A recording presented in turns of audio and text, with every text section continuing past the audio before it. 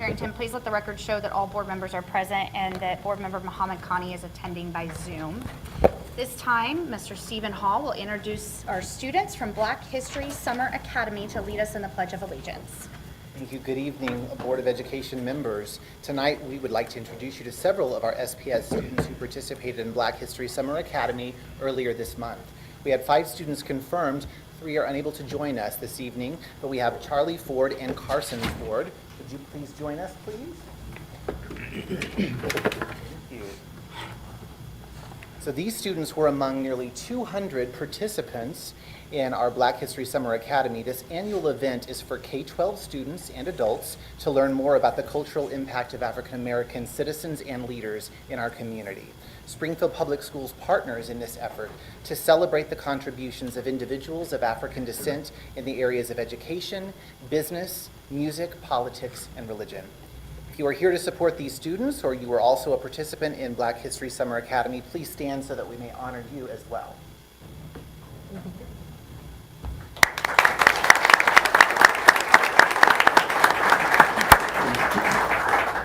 All right, Charlie and Carson, if you would like to join us, please, as our students lead the Pledge of Allegiance. Charlie and Carson, whenever you're ready, please lead us in the pledge.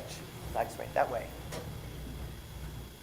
I pledge allegiance to the flag of the United States of America and to the republic for which it stands, one nation, under God, indivisible, with liberty and justice for all.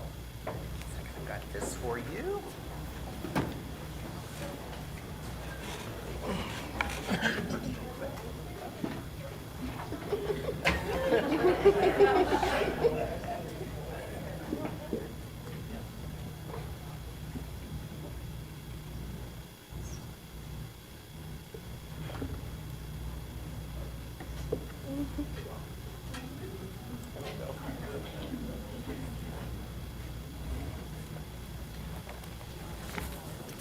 Okay, and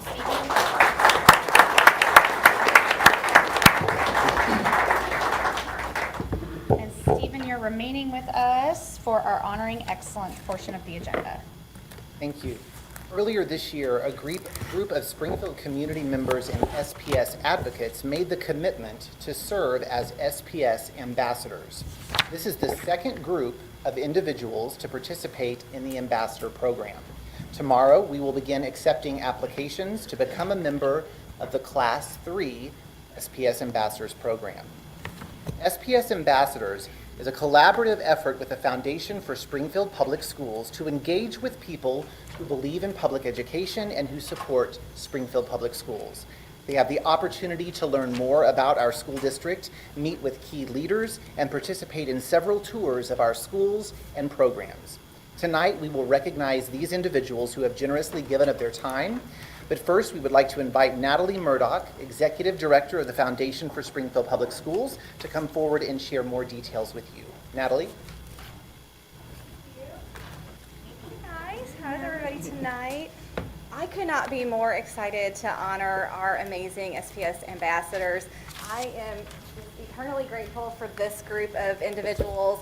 They have been super engaged, and we are excited to bring them into the fold and welcome them to the SPS family. So tonight, we're going to recognize them, so I have a little certificate for them, and we'll line them up here and get a photo op. So for you guys, as I call your name, we have probably about half of our ambassadors that were able to make it tonight, but I'm going to call everyone's name because they were all amazing group members. So when I call your name, come on up, and we'll keep you up here for a quick presentation, and Dr. Lathan will join us for a photo. Yes. Okay, Sarah Berry. I think Sarah is here. Kendall Bennett.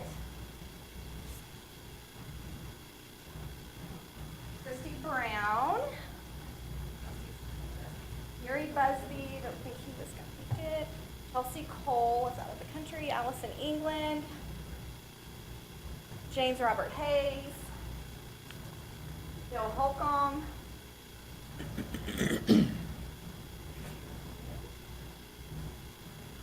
Becky Clifton Hopkins.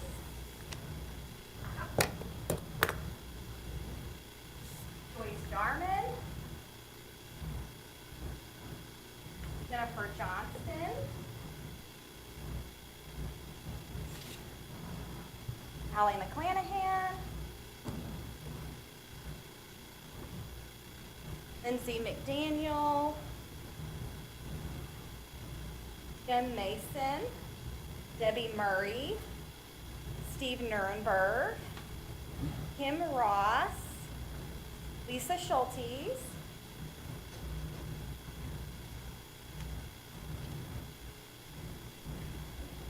Crystal Simon, who's not here tonight, and Amy Sutton. Mike White also was not able to be here tonight, so I just want to give this group a round of applause.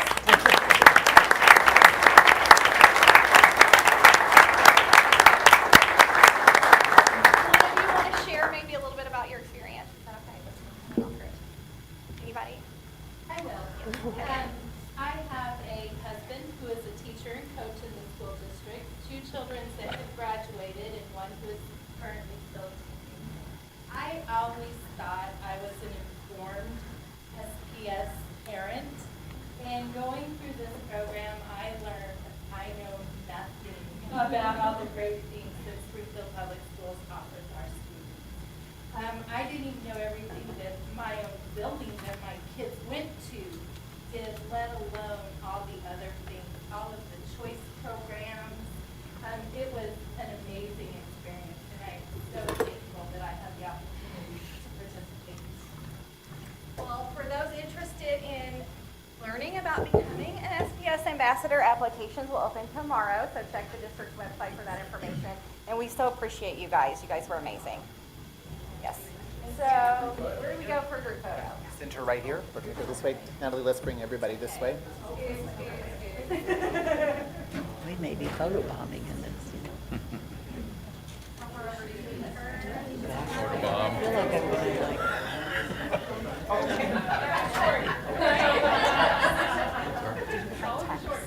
Yes, I did. You're not going to do that. Go.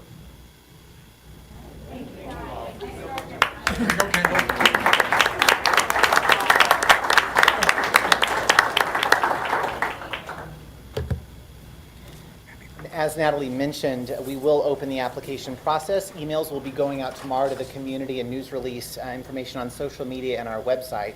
This is an immersive experience. So as this group was brought together for their meetings, there would be a theme for the evening. They would start typically here at Craft, and then they would board a shuttle, and they would go to a number of sites across our district as they learned more about the programs that are available to our SPS students. The result is exactly, we are hoping, what you saw here tonight, where we have individuals who are prepared and ready to engage and talk about the important work of the district from that real-world firsthand experience. So that's the purpose of the program, and we're looking forward to seeing it continue to grow and expand.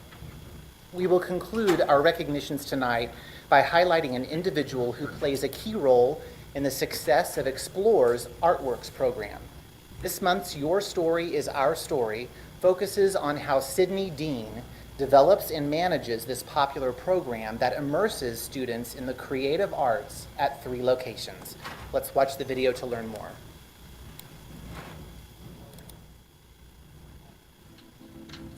My name is Sydney Dean. I am the Artworks Program Coordinator and the Site Principal for Summer Session for Artworks. Artworks is super unique. This is full immersion art. They are creating all day long. And so they have a lot of choice and autonomy in selecting what art modalities they're most interested in, whether that's miniature clay and mixed media collage, ceramics, aerial silks. They get to explore a lot of different facets of art. Over time, she transitioned from a building principal to the coordinator of Artworks. And she's done this now for 2 years. So she hires the people. She starts working with them early on in building schedules, making sure that we know which class is being offered at which time. She develops the showcase that happens during Explore at each of our buildings. So it's a pretty intense commitment, and it's got a lot of moving parts. I have always been a performer myself. I was a competitive dancer, clogger, was involved with theater.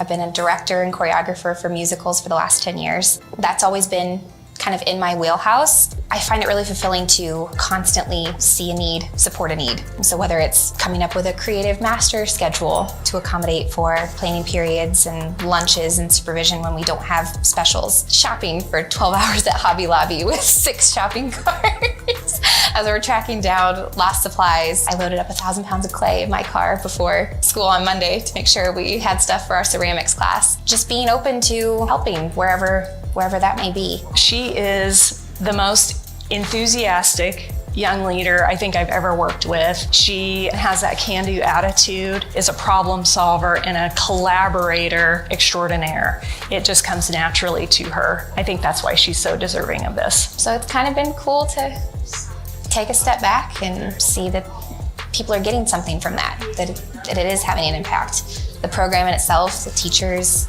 all the work that SPS does to make sure that it all comes together. I'm just the one kind of smoothing things over.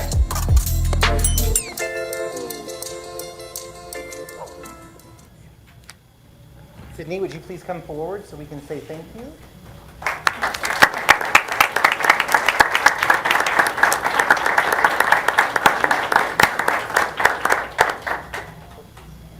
Just thank you all for the honor. It was unexpected, but very appreciated, and glad that artwork's got a chance to shine. Thank you.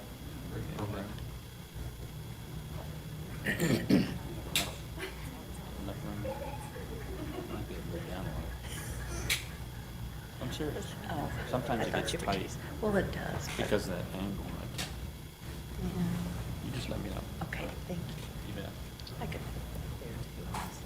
Get it out of everybody's way. Thank you, though.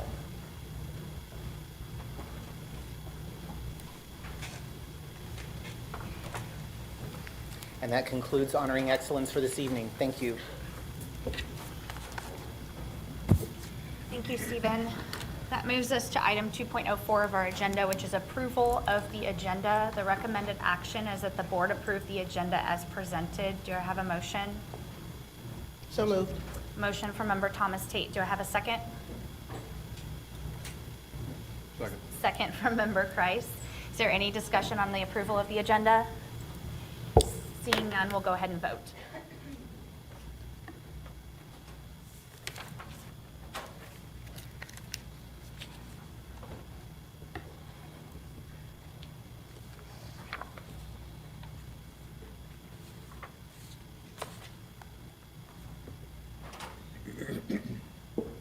Motion carries 7-0. Moving on to item 3.01 of our agenda, which is our public comment section. The Board of Education welcomes comments about the issues being discussed. The board uses this time in our meeting to listen to the public, but will not comment or engage with the public during this meeting. The board allows for up to 10 speakers per public comment period. The board chair will call on individuals in the order in which they signed up. Substitutions are not permitted. Each speaker will be limited to 3 minutes and will be timed by the board secretary. The timer will show up on both of these screens on either side of the speaker. Comments must be acceptable for a business and family-friendly environment. Inappropriate language, gestures, or personal attacks will not be tolerated. It's inappropriate to address the board about individual students or individual staff members by name in open meeting. If you have concerns about individuals, these concerns should be addressed through the appropriate administrative supervisors, either in the schools or the district office. If you have materials that you'd like to share, please place them on the tray on the podium, and they'll be distributed to the board members following the meeting. All right, our first speaker this evening is Dr. Kyler Sherman Wilkins.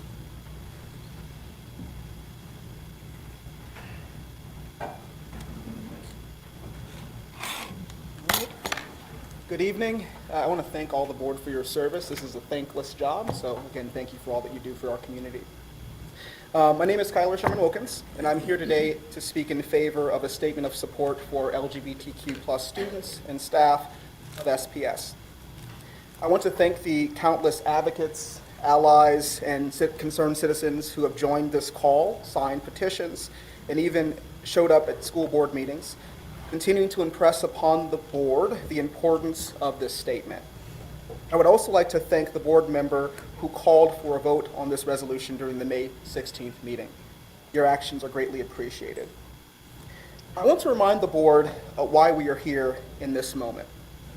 We are here because members of the LGBTQ community do not feel supported or safe.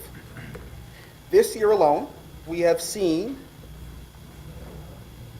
500 plus anti-LGBTQ bills targeting our communities. One bill, in Missouri in particular, bans life-saving gender-affirming care, showing that lawmakers believe that they know what's better for trans youth than they, their family, and their doctors do. We have heard from former and current students about bullying, teasing, and mocking that they've experienced as a result of their sexual orientation or gender identity, or their loved ones' sexual orientation and gender identity. We have had board members use rhetoric like groomer and indoctrination when referring to LGBTQ folks and their issues.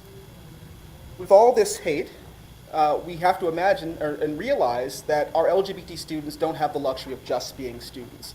If we are concerned with their ability to learn, we have to ensure that they feel safe and supported. Now, make no illusion, a statement of support will not fix all issues. But what it will do is let students and staff know that you have their back. The statement does not call on anyone to suspend their religious beliefs or political ideology. It calls for you to simply acknowledge a vulnerable community and to affirm their right to learn in an environment free of hate and bigotry. A precedent was set when a statement of support was put out for Black and brown students. Why should queer students not receive the same support? The board was right then, and it will be right now.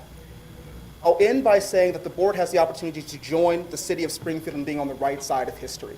On June 5th, the city council passed in a vote from 8 to 1, affirming Pride Month and also affirming its support for the LGBTQ community. This is your opportunity to do the right thing. Be on the right side of history. Join the city of Springfield in calling for support of our LGBT populations. Thank you so much. Our next speaker is Ashley Quinn.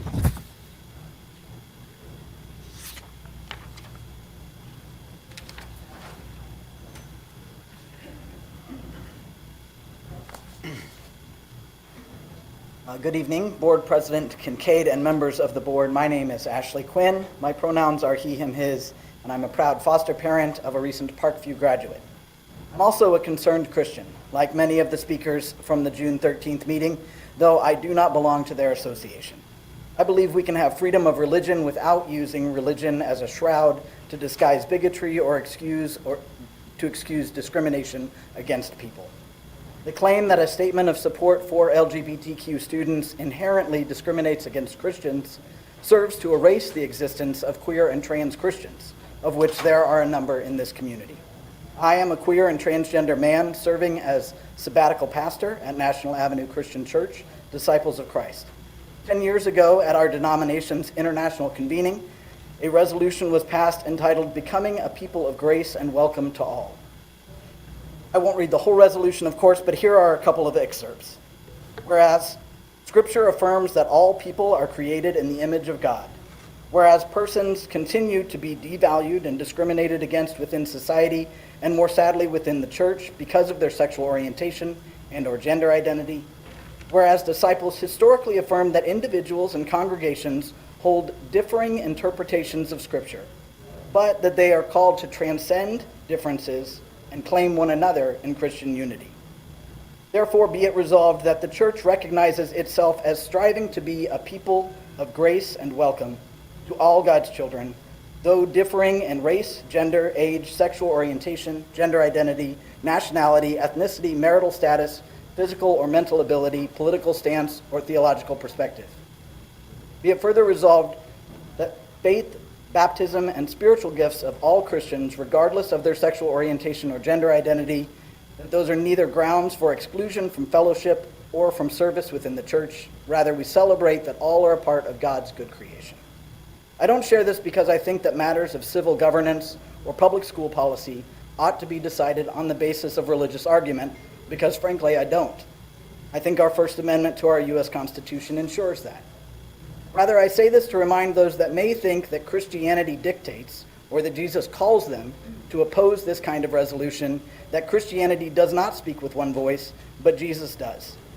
Jesus never once, according to the Gospels, never once condemned anyone for being gay or trans, and he certainly never told the school board that it would be unfair to his followers to let LGBTQ2S students and teachers know that their leaders acknowledge that things have been hard and that as leaders you will have their back. In a demonstration of unity, not in an attempt to sow division, please issue a unanimous statement of support for our LGBTQ community. You are leaders in our community. I encourage you to lead. Thank you, Ashley. Our next speaker is Travis Marler.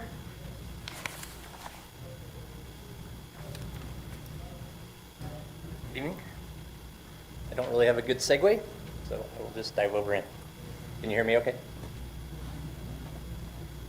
In the United States of America, all people have the unalienable rights to life, liberty, and pursuit of happiness. A person of faith's feeling on these matters is irrelevant. When a group of people has historically experienced obstacles and violations to life, liberty, and the pursuit of happiness, as LGBTQ people have, it is the duty of public institutions to acknowledge this and stand with them. Recently, several people of faith stood before the board to oppose a resolution affirming the district's commitment to create a safer learning and working environment for LGBTQ students and staff. No doubt, there are many people of faith in the Springfield community who share in this opposition. There are also many people of faith in the Springfield community, some of whom are speaking this evening, who vocally support this resolution. I happen to agree with them in my support of a resolution. But I would like to remind the community that the duty of a public school board is to ensure the safety and success of all students in the community, and religious faith doesn't matter. When it comes to the public education of students in America, my faith doesn't matter. Opposition faith doesn't matter. The faith of board members doesn't matter.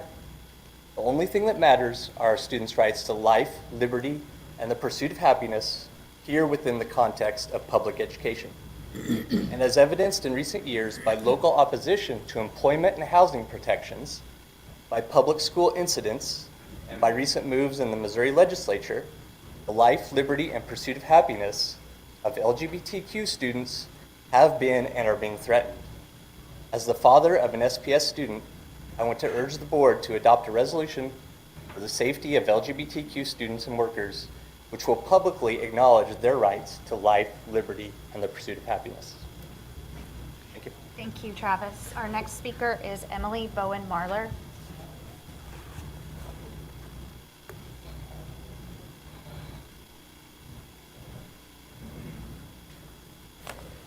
Good evening. My name is Reverend Emily Bowen Marler. I'm a minister here in Springfield and the parent of an SPS student.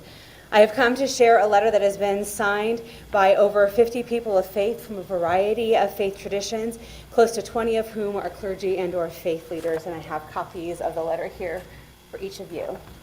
Dear Springfield School Board, after watching the public comments at the last school board meeting, one would think there is a monolithic faith perspective in Springfield, Missouri when it comes to whether or not we should take steps to ensure that LGBTQ students feel safe when they come to school, that they should not fear being targeted by teachers, staff, or other students because of their sexual orientation or gender identity. There is not one monolithic voice in the faith community when it comes to this issue. In fact, contrary to what was presented at the last meeting, according to the Public Religion Research Institute, 69% of people of faith support laws to protect LGBTQ people from discrimination. We who have signed on to this letter are people of faith who take Scripture very seriously, and it is because of our faith and what we have learned through Scripture that we support specifically naming the LGBTQ community in a resolution that reaffirms a commitment to creating a safe learning and working environment. We as people of faith value love of neighbor over allowing discrimination that targets people because of their sexual orientation or gender identity. Some tried to claim at the last meeting that Springfield is a welcoming place for all people and there is no reason to pass such a resolution naming the LGBTQ community. Ironically, one of these pastors was most responsible for repealing the city's efforts to ensure equal rights for LGBTQ individuals. Not special rights, equal rights to public accommodation, housing, and employment. Those who say that Springfield is welcoming to all people have apparently not watched the news and have not paid attention to the bills that are being pushed through Missouri State Legislature, the bills that have been signed on by the governor to make Missouri a place less safe for those who are transgender. People who want to say that we shouldn't be getting involved in politics, but the truth of the matter is someone's safety in school shouldn't be a political issue. But things are being turned into political issues in order to keep us silent, and we refuse to be silent. Passing such a resolution does not afford additional rights to LGBTQ students or employees. It just ensures that SPS is committed to making sure that they have the same access to a safe learning and working environment as those who are cisgender and heterosexual. The reason the LGBTQ community needs to be named as a group that SPS is specifically committed to protecting is because state legislators are targeting trans people and making moves to water down protections for others in the LGBTQ community as well. Students perform better when they feel safe in school. They score better on tests. They excel more in academics if they are not worrying about being targeted in school because of their sexual orientation or gender identity. Give these students a chance and some hope that SPS has their back and will work to ensure their safety so that they can be every bit as safe as everyone else. Contrary to the perspective shared 2 weeks ago, the resolution that reaffirms a commitment to providing a safe learning environment for LGBTQ students does not in fact afford additional rights to the community. It just makes a statement to let those in the LGBTQ community know that Springfield Public Schools will not tolerate the targeting. Thank you, Emily. Our next speaker is Danny Kao. I should know that last name. You've spoken with us before. Lacio. Lacio. I apologize. It's okay. I'm short, so I'll be over here. Good evening, board members. I'm Danny Lacio, they, them. This isn't the first time I've been here. I've shared some of the discrimination that I and my kids have endured through SPS. Today, I come to you in a professional matter. I work for Promo, Missouri, the statewide LGBTQ+ public policy and advocacy organization as an equality organizer. We confront systemic inequities to liberate the full spectrum of the LGBTQ+ community from discrimination and oppression, so that Missouri becomes a state in which our community can thrive. According to the Movement Advancement Project and the Trevor Project, LGBTQ+ adults make up 4% of Missouri's workforce, and 26% of us are raising children. 1 in 4 youth ages 13 to 17 identify as LGBTQ+. This year, Missouri legislation attacked everything from kids playing sports, what they should be able to learn and say in school, even preventing parents from providing medically necessary health care for their child. I want to point out that religious freedom is only invoked to justify bigotry and discrimination. You go to Bolivar schools and childbearing teachers are still being fired if they become pregnant and aren't married. Business owners like Hobby Lobby are refusing to provide insurance coverage for contraception for employees, and some clergy are coming to the city council and school board meetings to say their religion says this is wrong and they should be allowed to continue to discriminate. In the 1960s, we saw institutions object to laws requiring integration in restaurants because of sincerely held beliefs that God wanted the races to be separate. We saw religiously affiliated universities refuse to admit or expel students who engage in interracial dating. In those cases, we recognized that requiring integration was not about violating religious liberty. It was about fairness. If you won't listen to the voices that keep showing up asking for your support, or the hundreds that came to the Capitol weekly to testify in opposition to hate and fear, I ask you to listen to the words of our mayor, Ken McClure. On June 5th, he voted in favor of the LGBTQ+ resolution. He openly admitted it was a struggle and prayed over it, but in the end, he had moral courage and did the right thing in the face of fear. Voting for this simply means you agree that regardless of someone's sexual orientation or gender identity, they should be treated with respect. Religious freedom in America means that we all have a right to our religious beliefs, but this does not give us the right to use religion to discriminate against and impose those beliefs on others who do not share them. So I urge you to have moral courage and vote to pass this statement of support. I also encourage you to reach out to us at Promo, Missouri. We, unlike groups like Moms for Liberty or Queen City Watchdog, are truly nonpartisan. We are advocating for all LGBTQ+ Missourians and their right to live fully and thrive. We understand how successful folks, especially children, are when they are seen and supported. Thank you, Danny. Our next speaker is Brittany Dyer.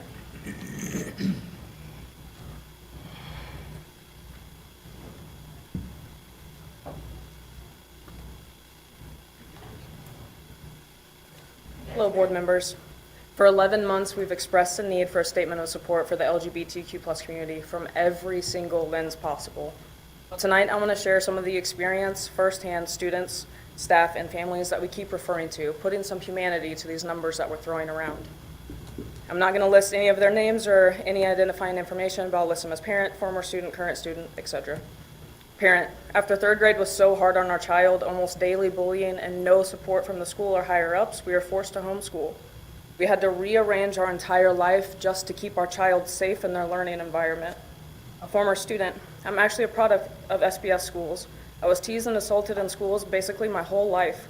Teachers and parents never did anything about it. It was a long time ago, but those scars are still there. Parent, my son is starting middle school in the fall, and I'm honestly terrified to send him.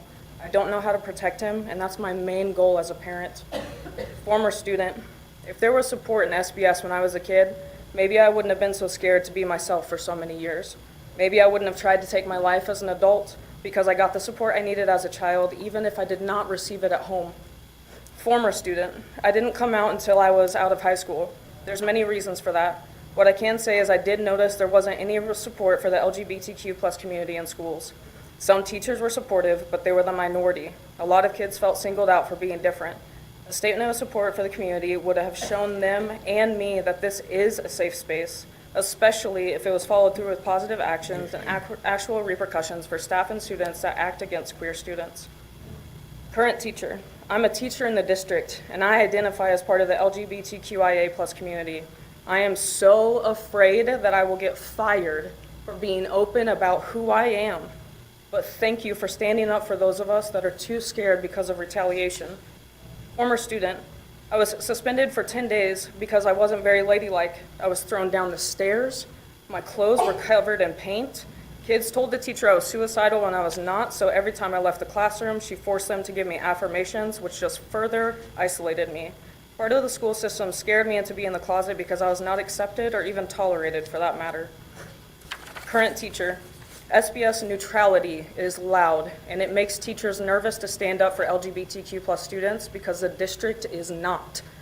And even though LGBTQ plus students are listed as under-resourced and underrepresented under the Student Access and Opportunity, formerly the Equity and Diversity, there are no resources available or sent out to the teachers in June. There are resources, however, sent out to every other listed group throughout their months. If the district thinks they're throwing a safety tow line, they are not. Their silence is siding with the oppressor, and it's gotten increasingly louder every year. SPS third grader. I just want to be safe at school. Thank you. Thank you, Brittany. Our next speaker is Tim Fleener.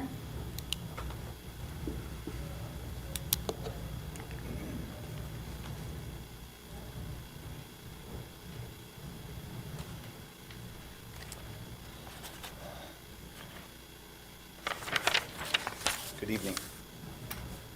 My son, 8th grader, Springfield School District, about 2 or 3 months ago, a kid came up to him, pushed him against the wall, and had a razor blade, a box knife, to his neck. And then he was verbally threatened with his life. Thankfully, the teacher was quick, and nobody got physically hurt. I'm telling you this so you can see that there are better ways to respond to bullying, attacks, verbal threats, mistreatment, singled out, or whatever trigger word you want to throw out there. What we didn't do is run to the school, run to the principal, run to the superintendent, run to the school board, and try to get everybody to tell my son everything's going to be okay. The first thing I did, I went to my knees in prayer. I always pray for my kids. The first thing I did was pray for this other kid. Why pray? Because it works. It really works.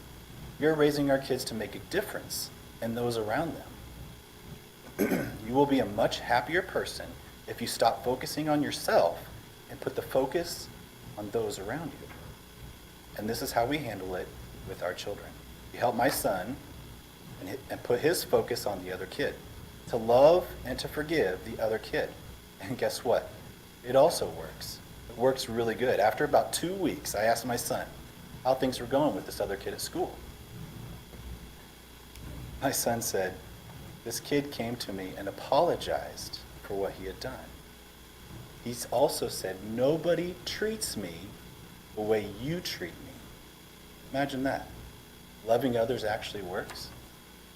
You're setting kids up for failure if you empower them to focus on themselves.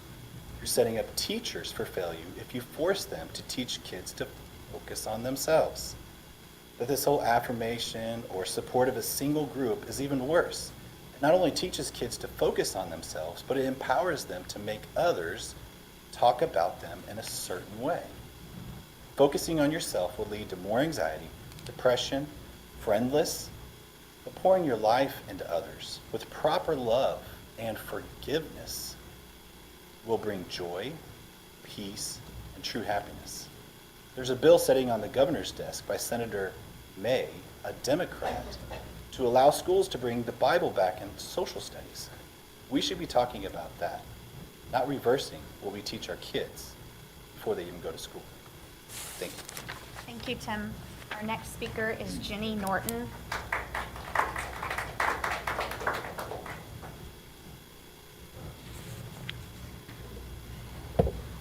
Good evening. I first want to start by saying thank you. As somebody who's worked in education for nearly 20 years, I know how difficult this job is. I know that you have your plate full today. You're making a lot of big decisions, and I just want to say thank you for your time, for your effort. I know I've spoken here many times, and I appreciate the attention and the support that you've given. I heard you several meetings ago when you said that we're listening to you, and that even though we're not saying things, that doesn't mean we're not hearing you. But today, I think, is a day where we're actually taking action. I wanted to start by talking to you about something from a book that I read recently called Turn the World Inside Out, The Emergence of Nurturance Culture. And it states that we have a cultural issue with telling the difference between when we've caused harm and when we've been harmed. And the reason for that is because the feeling feels the same. So it's really hard to tell that. And that is actually the root of divisiveness in our country. And that if we can find a way to be on the same page where we're all on the same team against an issue, that in a way can be an antidote to the us versus them narrative that we are seeing today and throughout the country. This isn't normal outside of this room as well. I actually think that you already have tools in place that you've been using that you can utilize for your decision making today. And I'd like to point that out to you and see if there's a nugget of information in there that you can grasp onto that might speak with you. Last school board meeting, you shared assessment data. It was great. I was riveted. I actually made an assignment for my students. Anyway, it's a whole other thing, but I'm very excited about it. But here's a couple things that I heard. When we were talking about assessment data, we were talking about how it's meaningless without action, and that it's important to have adaptability, and that that's essential for relationship building, and that the method that it sounds like this district has been using is an instructional agility. Now, I know as an educator, I've been doing this before they called it that. It's a pivot, right? You get data, and then you're like, what do I need to do with this information? You use that data to make different decisions. I saw your administrators, and I'm just letting you know you're doing a good job. I saw your administrators stand up here and talk to you about how they looked at data in groups with their community, and then they would use that to pivot and make decisions for instructional practices to get effective outcomes. And I know from sitting in PLC meetings, you're not talking about the data, you're also talking about why that student is behaving that way. You're also talking about why I can't reach that student. All of those things are happening. What you're not doing is being the arbiter of whether or not that student deserves those resources or those care. You're just talking about what is it that they need and how are we going to get it to them. And that's what's happening today. You have the opportunity to work together as a team and to think about how can we actually resource these students. If there were Nazis showing up to events for your children, I would want them to receive extra resources. But right now, that's the LGBTQ population, and we need your help. I really appreciate you. Thank you. Thank you, Jenny. Our next speaker is Carmen Railanu. I know I did not pronounce that correctly. Nobody gets on the first try. My name is Carmen Railanu, and I would like to start off by saying I have a 5-year-old who I don't feel comfortable sending to public school in Springfield in its current state. It is a shame that with all the very real issues this district faces, you're considering prioritizing the statement of support for a group that already is protected by current existing policy. It is neither your obligation nor your right to affirm the sexual identities of students and staff, and it certainly isn't the student's duty to affirm the identity and sexuality of staff. It is an infringement on parental rights for you to encourage this behavior. The LGBTQ community is not excluded from the existing policies against any form of harassment and bullying. There are already protections and rights in place for all people. Title 11 protects the students, and Title 7 and 9 of the Civil Rights Act protects the staff. The statement of support is essentially saying that the LGBTQ community deserves more support than anyone else, and it gives them superiority.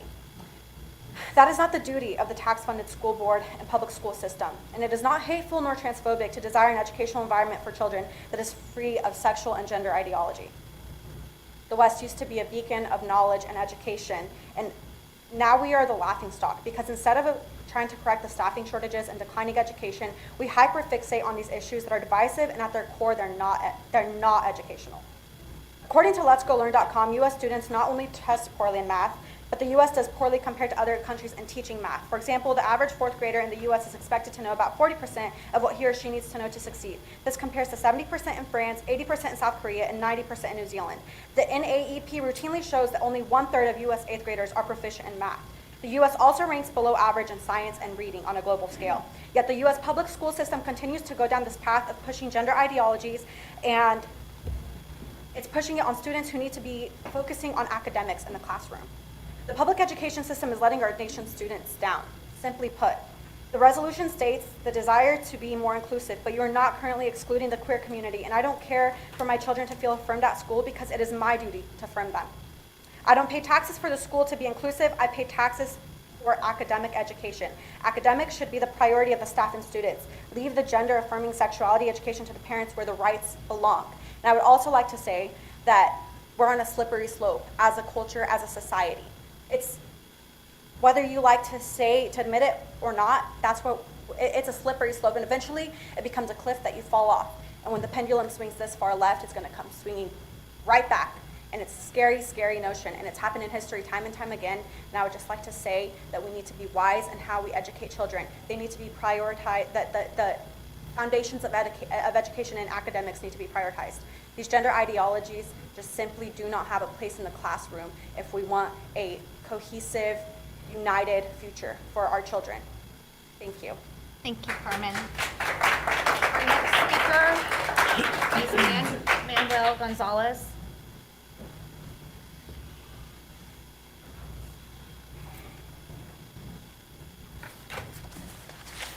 My name's Manuel Gonzalez, and I'm a member of the Concerned Pastors of Greater Springfield. And I am going to let you know that the documentation for everything I'm about to say is in that tray. Now, if you pass this resolution supporting the queer students of Springfield, you're also going to have to pass a resolution protecting the Christian students of Springfield. And I'm going to read to you the resolution, the end of the resolution that I have prepared. Resolved that Springfield R through 12 Board of Education on this day, whatever that would be, of month and year, whatever that would be, hereby expresses dedication to enforcing established policies which prohibit discrimination, harassment, and bullying on the basis of religion, and promises continued protection of free speech in collaboration with Christian community groups to listen, take action, and improve the culture of religious freedom in all our schools as for Title IX enforced by the Office of Civil Rights. And that is stapled to the resolution I've included here. You do it for them, you got to do it for us. Now, it seems to me after listening to the terrible stories of abuse of LGBTQ kids that there's plenty of blame to go around. Here is a summary of an article that cites a study from the Department of Justice and the American Journal of Men's Health. Very, very quickly, domestic violence occurred at more than twice the rate in lesbian or gay relationships when contrasted with straight relationships. In other words, violence is no stranger to the gay community. Also, another study, again, this is from the American Journal of Men's Health, almost half of gay men abuse their partners. Now, this is a picture of a lady I've taken off of YouTube. I don't know her name, her whole name, but her name is Amber. Very, very intelligent lady, very well spoken. She's a lesbian. And she says that she had to come out of 2 or 3 lesbian relationships because of the violence. Okay, that's not enough. I was in California during the whole deal with Prop 8. A person in my church had her car keyed and her sign supporting Prop 8 torn out. And churches all up and down the state of California were vandalized and filthy things were said and spray painted on them. And then there's Riley Gaines, who's who's standing up for the right of women, and she is kidnapped and violently treated by some transgender activists. And then finally, there is that monster, that transgender monster, who took 2 rifles and butchered 3 babies and their teachers in a Christian school Thank you, in Manuel. Your Tennessee. time has elapsed. That concludes our public comment portion of our agenda. We're moving on to our consent agenda.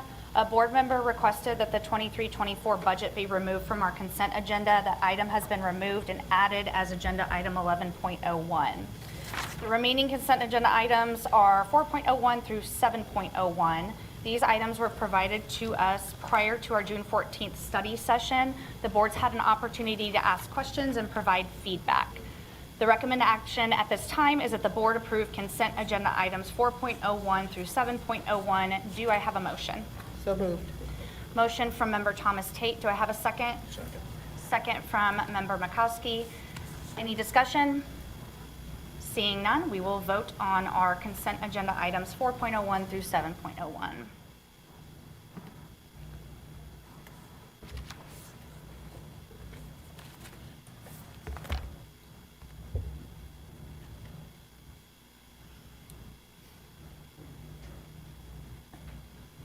Does that mean anything?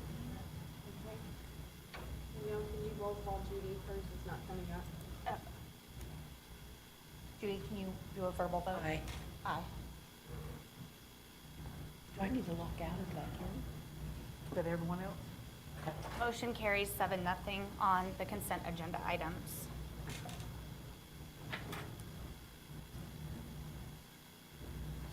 Moving on to item 8, agenda item number 8.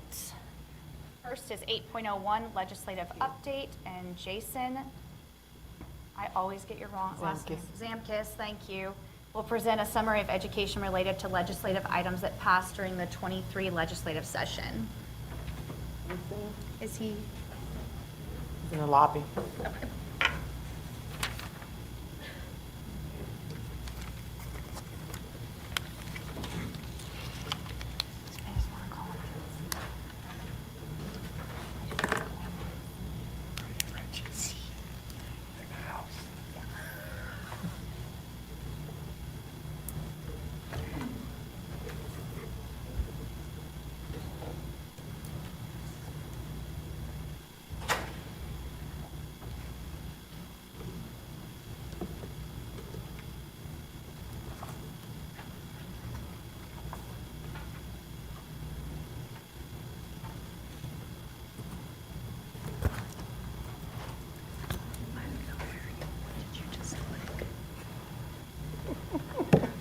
I didn't click anything. Okay.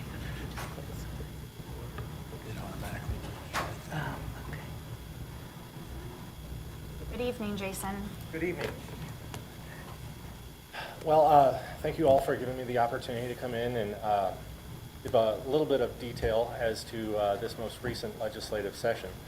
In a nutshell, this was probably one of the best legislative sessions for public education that I've seen in some time, especially when you take into context the number of bills that were filed that would adversely impact public education, not just SPS, but statewide. Given what we were facing and what ultimately landed on the governor's desk, I again, just couldn't be more impressed with how well public education ultimately fared in the end. This year there were 2,249 pieces of legislation that were filed combined between the House and Senate. Of that, 41 bills made it to the governor's desk. And that's not counting the 20 appropriations bills. So if you do the rough math, it's a little less than a 2% success rate.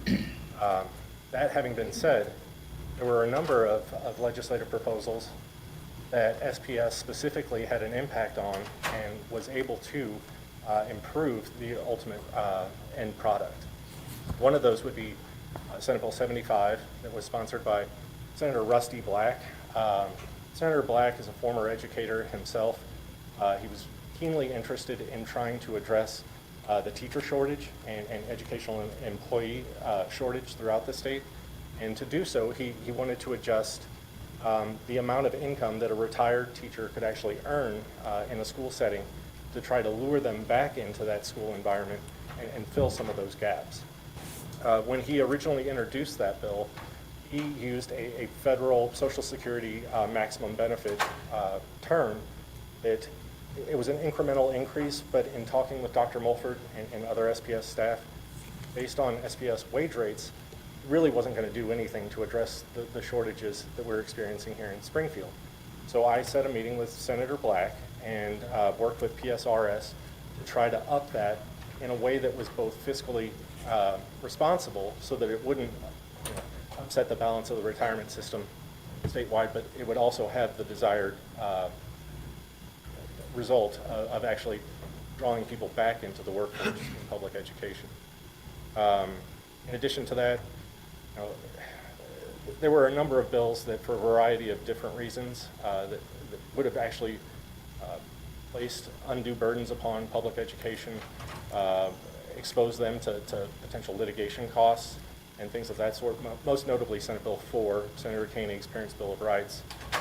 That bill was teed up. It had crossed chambers really early in the process. It was sitting in the House. It had actually, the House had concluded their work on the floor, and it was referred to the Fiscal Review Committee. All along, I worked with the House Education Chair, Brad Pollitt, to try to improve it, but ultimately, when the House got done with their work on the floor, there were still a number of key provisions that would have subjected school districts throughout the state to potential litigation. In fact, it actually created an incentive potentially for parents to sue the district in the hopes of a windfall, that being a monetary settlement that would actually provide private school tuition throughout the rest of that child's K through 12 education.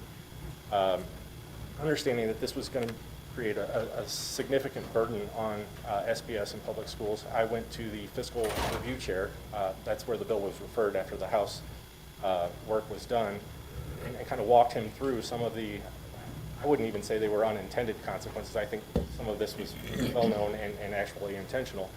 And he shared the concern that this was not the right direction for public education, and for that reason refused to let the bill out of committee. I think he sat on it for 3 weeks, actually, and then ultimately the Senate couldn't really function well together, found themselves in a protracted filibuster for the last 2 weeks of session, and ultimately that bill, as well as many other harmful bills, failed to pass. But on the high note, I think one thing that the legislature can definitely tout as a success was their work in the appropriations process. There were a number of really great investments the legislature made through that process, including fully funding the foundation formula, the transportation categorical. There's $81 million in new funding for pre-K education, $69 million increase for career ladder, $29 million to increase the minimum teacher salaries and allow that to be funded without any kind of matching requirement. That was a really big improvement, as well as fully funding, which went to the tune of about $15.3 million of public placement funds, which assists districts and private providers to educate children in the state's custody. So with all that being said, I know you guys have a pretty heavy agenda tonight. I'd be happy to open it up to any questions that you might have and go from there. Thank you, Jason. Are there any questions from board members or comments? I know some of us had the opportunity to go to Jefferson City over this last legislative session. Looking forward to having you back next session as well. Yeah. And I'm also working with Dr. Latham to try to secure either the governor or lieutenant governor or both for the Principal for a Day event that's coming up in August. Oh, awesome. That would be great. Okay. Thank you very much for your time. Thank you all. Okay, moving on to agenda item 8.02. Board member Thomas Tate emailed Vice President Kreis and myself prior to the board officers meeting and requested to add an agenda item to our agenda to discuss a statement of support for our LGBTQ students. Earlier this evening, of course, the board approved that agenda, including this item. So Member Thomas Tate, you have the floor to begin the discussion.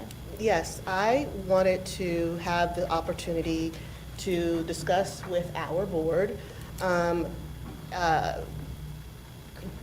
creating and approving a statement of support for our LGBT students. Now, what I'm really wanting was the opportunity for us to have a public discussion.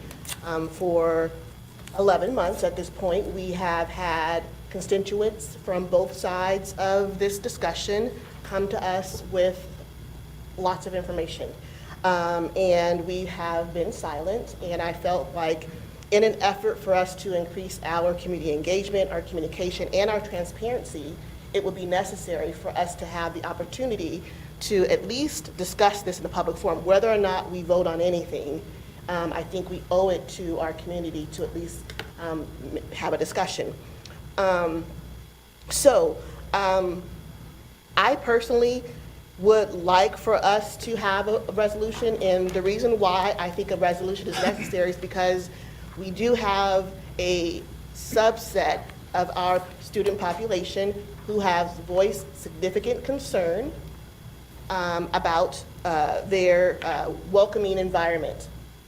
We've had students who have suggested that they don't feel safe and supported, and I'm not asking for the board to do anything more than what we are already doing and what we've already committed to doing, which is to make sure that we are that we have all affirmed and committed to making sure that our students have a safe and welcoming learning environment. That is what we've already committed to.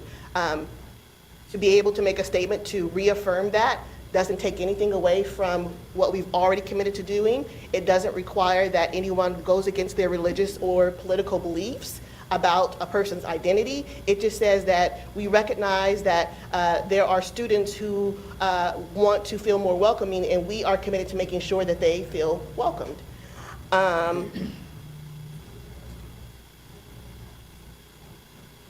I guess, you know,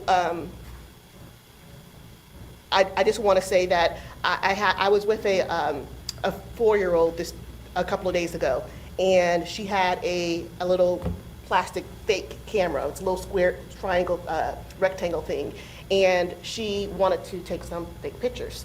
And so she had seen the adults in the room set the camera up so that we could take a group picture, and so she took me outside so that we could take a group picture with her fake camera also. So she set it up for us to take this fake picture. Now, I could have told her, I don't want to take a fake picture with your fake camera because it's not real, but instead I chose to support the student, this child, and let her know that she was safe to take a fake picture with me, and that I was willing to let her do this because it didn't hurt her, it didn't hurt me, and there's even evidence to support that supporting children's imaginative play is beneficial to their learning. I think what I want to say is that I recognize that there's, you know, that when students feel safe, they are more willing to learn, and they're more able to learn. And I want to make sure that we are ensuring that, which we are already committed to in our policies. And so I think all I'm asking for this is for our board to at least be willing to reaffirm. Now, I heard from public comment saying that if we do it for one group, then we do it for another. And personally, I don't have a problem with that. If we have a group of students who feels like they want to know, they want to get reaffirming from us that we are committed to making sure that they have a safe and welcoming environment, then let's do it, because it doesn't take anything away from us to do that. It doesn't cost us anything to tell the students that we care about you and we want to make sure that you feel safe in our schools. And we're committed to that already, and we will continue to be committed to that. Now, the statement that was provided to us by the community is not one that I'm pushing for us to use. It was given to us as a draft and was even told to us that, you know, we can use it as a starting point. I would love for this board to have the opportunity to work with our board president and vice president to create a statement that we can agree on, and could even be a template for how we voice our concerns for students in the future who may want to have us reaffirm their support, because it doesn't cost us anything to let students know that this board is absolutely committed to assuring that everyone is feeling safe and welcome. Thank you. Are there other board comments? I have a comment, if I may. Yes. I prepared a statement in response to this eventual meeting with respect to demands for Springfield Public Board of Education to adopt a resolution or statement of support for queer students and staff. There's no need for this board to make a statement in support for queer students, staff, because we already support our students and staff. This is self-evident as the Board of Education clearly demonstrates our support for through each member's dedication, public service given to the district and as adopted through our district strategic plan. Our board has demonstrated day in and day out that all students and staff are first and foremost our top priority. We are unified in this effort. Anyone suggesting otherwise, as this resolution implies, would be intellectually dishonest and serves no other purpose other than an attempt to drive a narrative with a hidden agenda. This is alarming to me. In retrospect, I recall Tyler Sherman Wilkins calling board members names and throwing racial epithets such as racist, homophobic, transphobic, bigot, dumb, absurd, asinine, heteronormative, trans erasing, hateful, white supremacist, divisive, cruel, disingenuous, dangerous, and ignorant. This man works for Missouri State University and is a member of the NAACP. Mr. Wilkins continues to attach these organizations to his activism, which leads our community to believe that MSU and the NAACP supports vitriol and disdain for this board and our district. I recall another supporter of this resolution, Cheryl Nearly Clay, a member of the Springfield's NAACP, engaging in gaslighting by sharing a Facebook post asserting 2 new board members have a target on the backs of Superintendent Lathan and Garcia Pusateri. Ms. Clay had no basis of this claim. It is factually inaccurate and a clear attempt to discredit 2 members of this board. Ms. Clay acted irresponsibly by attempting to stoke racial tensions. She promoted an agenda of division and deliberately moved to assassinate the character of 2 board members. In addition, and most recently, a Glendale High School teacher resigned following the use of a racial slur with students. Following that incident, Ms. Clay immediately took to social media and engaged in a racial slur herself by calling the teacher a lily white behind. This is racist, it's deliberate, it's divisive, and irresponsible. Ladies and gentlemen, this is activism inciting division and nothing more than political grandstanding. As a member of this prestigious board, I'm not here to push forward an agenda of sexual identity, GLOW, Jelson, Rainbow Clubs, MAGA groups, Pride, NRA, NAACP, or any other group or faction. This resolution is nothing more than a distraction for our school system. I see 4 walls, and within those 4 walls are Springfield Public Schools. SPS is charged to teach reading, writing, math, science, geography, and such. Should anything penetrate those walls and inhibit our ability to achieve what we are charged to do, then it must be this board's responsibility to stop these disruptive forces. It is our mission to be committed in providing high-quality academic opportunities and our vision to equip each student with an education to achieve their highest potential as engaged contributors to society. I view this resolution as an attack on these 4 walls by activists Wilkins and Clay, who constantly try to distract this board from its mission and vision. I did not become a member of this board to help facilitate activists and their agenda.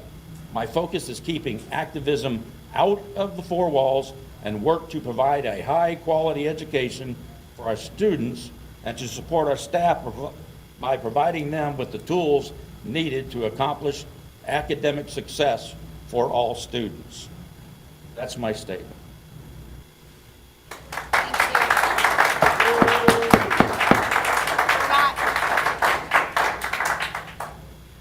We are having a business meeting right now, and any further disruption, I will have all of you leave. Are there any other comments from board members? Now, last fall, we worked hard to write a strategic plan, which included a mission that reads, SPS is committed to the well-being of each student by providing high-quality academic opportunities. All students should be able to learn in environments in which discrimination, harassment, and bullying are prohibited. Discrimination, harassment, and bullying should not be tolerated in any school for any student, period. What I support and committed to is that SPS should be a safe, positive environment for all students, regardless of their sexual orientation, gender identity, religious beliefs, ethnicity, disability, socioeconomic status, or any other defining characteristic, ability, or skill set. Thank you. Any other comments from board members? Is there no, I certainly will, and I don't know if anyone else will, but. Miriam has her hand raised.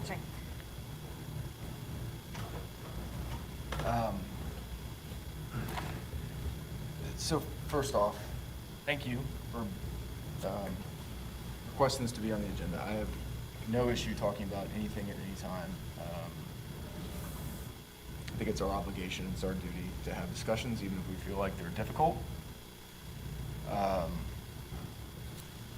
thank you for doing that. If this comes to a vote, it doesn't bother me one bit. You and I may not vote the same way, but I'm happy for it to come to that. If so, it's our duty. That said, I'm not interested in dividing our students or staff into groups. I think that is the harm when we say, what is the harm in doing something like this? When we already are doing these things, when we already have a mission statement that reflects each student, what is the harm? I think this is the harm. The harm is dividing our students into groups and placing so much weight in their identity on some of these things. I'm interested in treating all people as unique individuals and treating all of them with dignity, respect, patience, and kindness. And I think that that's what we do at Springfield Public Schools, and I think that's what we promote. As it relates to the students of SPS, I'm interested in treating each of them as individuals and helping each of those individuals maximize their potential by creating educational opportunities that challenge them to grow and thrive in society when we graduate them and put them out into the world. I believe this idea of teaching children that their whole identity can be wrapped up in something as simple as sex, gender, or attraction is damaging to the children we are all trying to help and support. Each individual is so much more than just that. We should teach all of our students that bullying is wrong, for any reason. And we should fully enforce that with whatever discipline policies are required to do so. We should also teach resilience and personal confidence so that all of our students are equipped to enter a world that can be harsh and cruel for a lot of different reasons. For all these reasons, I would not support a resolution of this board that attempts to label and divide our students and staff, and the one that I've seen does so, and I think the very nature of having a resolution to this effect is divisive and does attempt to divide our students into particular groups. I think we are better off supporting each student as individuals. I'm fully committed to our mission that SPS is committed to the well-being of each student by providing high-quality academic opportunities. I think attempting to break down each student into this group and that group is damaging and will not help us achieve the goal of providing high-quality academic opportunities. So furthermore, now that this topic is being addressed by this board, I would like to state that SPS should remove itself from any potential social or political indoctrination. It's not our job to take a stance on students' sexual attractions or identities. That's between them and their parents or guardians. Our job is education. I don't believe it is appropriate for district employees or district facilities to display pride flags or safe space stickers or any similar virtue signaling methods. Students should not be urged or signaled to that certain adults or rooms are safe to have private conversations about matters of a sexual nature. That's not just my stance, that's a stance of NSBA that was included in each of our trainings as new board members. We should have protocols in place, and I believe we do, whereby students who need someone to talk to can be directed to professionals and their parents will be notified and included. I hope the majority of this board can support policies or practices that show that all of our schools are safe for each of our students and staff, and I believe we do that by removing safe place stickers and pride flags that have become a distraction in many of our buildings. Thank you. Member Muhammad Khani, did I see that you had your hand raised? Yeah, sorry, I was trying to unmute myself. No worries. Can you hear me? Yes. Was that a yes? Yes. Okay. Let me preface this by saying that I essentially agree with all of the board members that have spoken before me. But I'm going to make my comments the way I view this. So I'm very disappointed that our board is discussing the gender and sexual identities of other people's children. As the only position on this board, I have to say I never imagined that one day I'd be asked to engage in a discussion with other adults about the sexual preferences of children that have been placed in our charge. But this is the cultural shift we are confronting. This cultural shift that we've encountered, paradoxically, is the devaluation of education. The component of it is this permeation of gender and sexual ideology into the schoolyard under the fallacy of mental health. With this camouflage, the sexualization of children has been normalized, and queer ideology has permeated every facet of K-12 education. I see it in our curriculum and curriculum resources. It's pushed by vendors and organizations, whether they be commercial or nonprofit, and it is regrettably now a dogma in the training of teachers and counselors at large, as evident in those organizations. My assessment is in no way does it diminish the struggles of our students. I would like nothing more than to discuss the well-being of our students. I also think that if we want to address their health and safety, we have to step up and acknowledge the role that we've played in the increase of negative emotions in our students and the changes in their educational environment. We have to talk about the ill effects of technology overuse propagated by our district, the rampant use of their personal devices to access social media and cyberbullying during the school day, the inconsistent enforcement of discipline. We have to deal with the drugs in our schools and the fallout from our COVID policies. In these last 2 years that I've been on the board, I've asked the board president and the superintendent to add items to the agenda relating to technology and COVID policies, and most recently, discipline. Never as a budgetary item or a district presentation, but as a general item of discussion, such as we are having tonight, for the board to consider and guide direction. When these topics have ultimately made it onto the agenda, they've been instances, in my opinion, of the tail wagging the dog.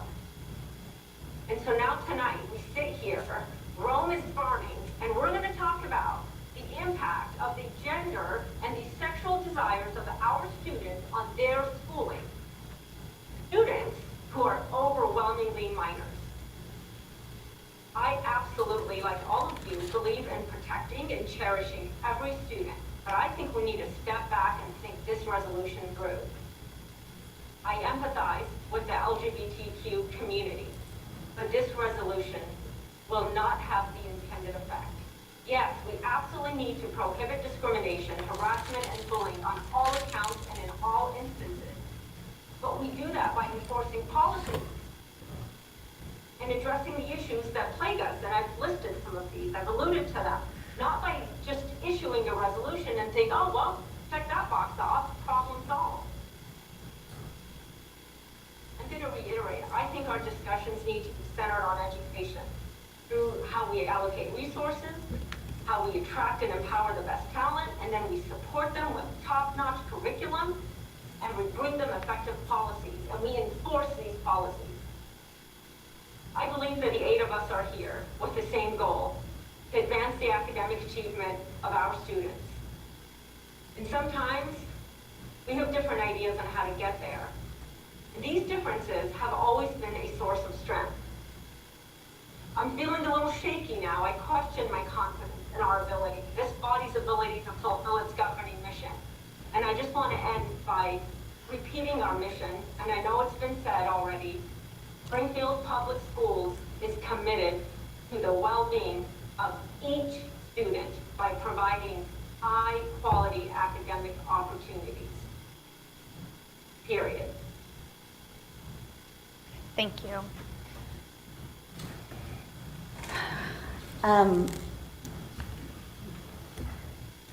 As these discussions have taken place, as I've participated now as a board member as well as a community member for many, many years, and most recently an educator, I went back in lieu of all that's been going on recently and wanted to take a hard look at our current policy and then the procedures that surround those policies, because as a former principal, that's what we depend upon. That's how we're guided. It's the policy. It's the student handbook. It's the training that we receive in order to know how to effectively and efficiently, honestly, and fairly administer to our students, whether it's in education or whether it's in disciplinary issues like Dr. Mahamakani was saying. It's all very important. And so when I look at all this, I have trouble to some extent separating my past life as a principal to my current life as a board member. In fact, I truly believe that my expertise in one area is helpful here. In my previous experience as a school administrator, every year I believed that our policies and our handbooks were revised if necessary, rewritten as necessary, with our current student body in mind, our current community in mind. Dr. Lathan, is that still the case? Is that going on this summer? Yes. Okay. What some may not know, but I applaud, is that we are going to be, I hope it's okay I share this, we are going to be providing written handbooks to students again, rather than relying on the technology piece of here's the handbook available on the website, good luck, you know, it's for you to read. The fact that, and I think we're going back to kind of old school on that for a variety of reasons. I think discipline is an issue. We want to make sure people understand policy. We want to make sure they understand definitions of different kinds of offenses. We want to make sure they understand consequences. And all of that can contribute. The more we educate our families, our students, our staff, including building administrators, including counselors, social workers, whoever it is that's working in R12, the more they understand our policies and our practices and our procedures, the easier it will be to actually apply things with fidelity. We are a big organization, and to think that mistakes don't get made, I think, you know, we're human. We're human. But it's refreshing to me and affirming to me, listening to my fellow board members up here reiterate that we're here for everyone, because we are. That we appreciate different perspectives, because we do. That we're committed to education of everyone, because we are. And we value the community input, and we have listened to a variety of perspectives. And I everyone's voice, to me, has value. It does, regardless of what one's opinion on different issues may be. We have, as a former employee of Springfield Public Schools, and I'm assuming this is still the case, we have annual, and it is mandatory, and if you don't do it, you're in trouble, and they can dock your pay. I mean, there's a real push to go through some training on bullying and harassment. Every employee does that. And if you don't get it done in a timely manner, you're sent emails, and you're told you better get it done right now.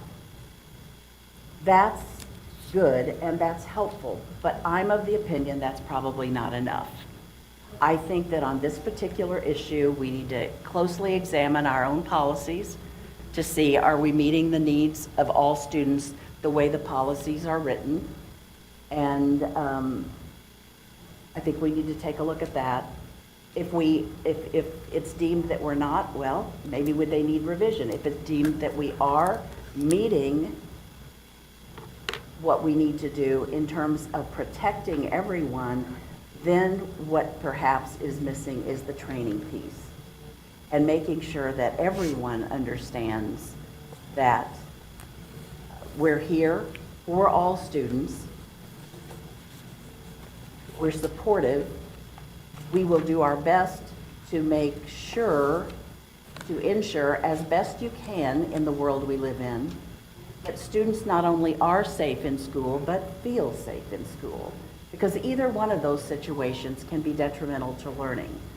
But some of it may have to do, in my opinion, with just lack of knowledge of what our current policies already do, of what our practices and procedures already are. And then let's make sure that we're implementing all of that with fidelity if indeed the policy covers what's necessary. A resolution, I understand I understand what's behind that, but in the end, what a building principal, what an administrator, what staff is going to rely on will be policy and the practices and procedures that accompany that policy. So if we need to take a look at that, fine. But a resolution in and of itself really doesn't, it won't provide the guidance that school administrators need, that teachers need in order to really carry out our mission of educating everyone in a manner that protects everyone. I would go so far as a reading teacher, and again, that's who I am, I would go so far as to say our handbook not only needs to be printed and provided and signed for by families, but the handbook needs to be taught so that people know how to use it. If you look at our student handbook, it's full of policy, it's hard to read, sometimes it's difficult to navigate. So let's do our best. I mean, I don't have a better format for it. I'm not a publisher. But on the other hand, I know as a reading teacher that we can teach the structure of that book so that people know how to use it. Information is power. When they have the information, when they understand the protections in place, perhaps that will help in terms of feelings of safety. If we need to look at policy, let's do that. A resolution, it doesn't provide the guidance out to the administrators to really carry on our mission and what we're trying to do. It doesn't give them the guidance that they need. They need concrete training and to understand completely the policies that we either have or that we have revised. Thank you. Okay, before we circle back around, I'm going to take an opportunity to make a few comments. And thank you to Board Member Thomas Tate for bringing this so that we can have this discussion. And I know that our mission, going back to our mission, is that we are committed to the well-being of each student. I think multiple board members discussed that, our mission this evening. And it's by providing quality academic opportunities. And that includes a safe and welcoming environment. Our schools are not in a vacuum, and I think anybody who's ever worked anywhere with coworkers or been in management knows that just like your employees are not in a vacuum, they've got things going on in their lives, and something minor or major could really affect that employee's performance. The same is true with a student who's attending our schools each and every day. So to just be blinded by that and ask them to sit down and take a test without acknowledging other things that are going on in their lives is going to lead to lower academic achievement. Every single one of our 24,468 students deserve a quality education so that they can graduate with the skills and knowledge that they need to succeed as adults in our community. We welcome and support each one of these students into our schools. And that's a lot of students, and they're all going to come to us with different qualities. One of the 4 priorities in our strategic plan is success-ready students.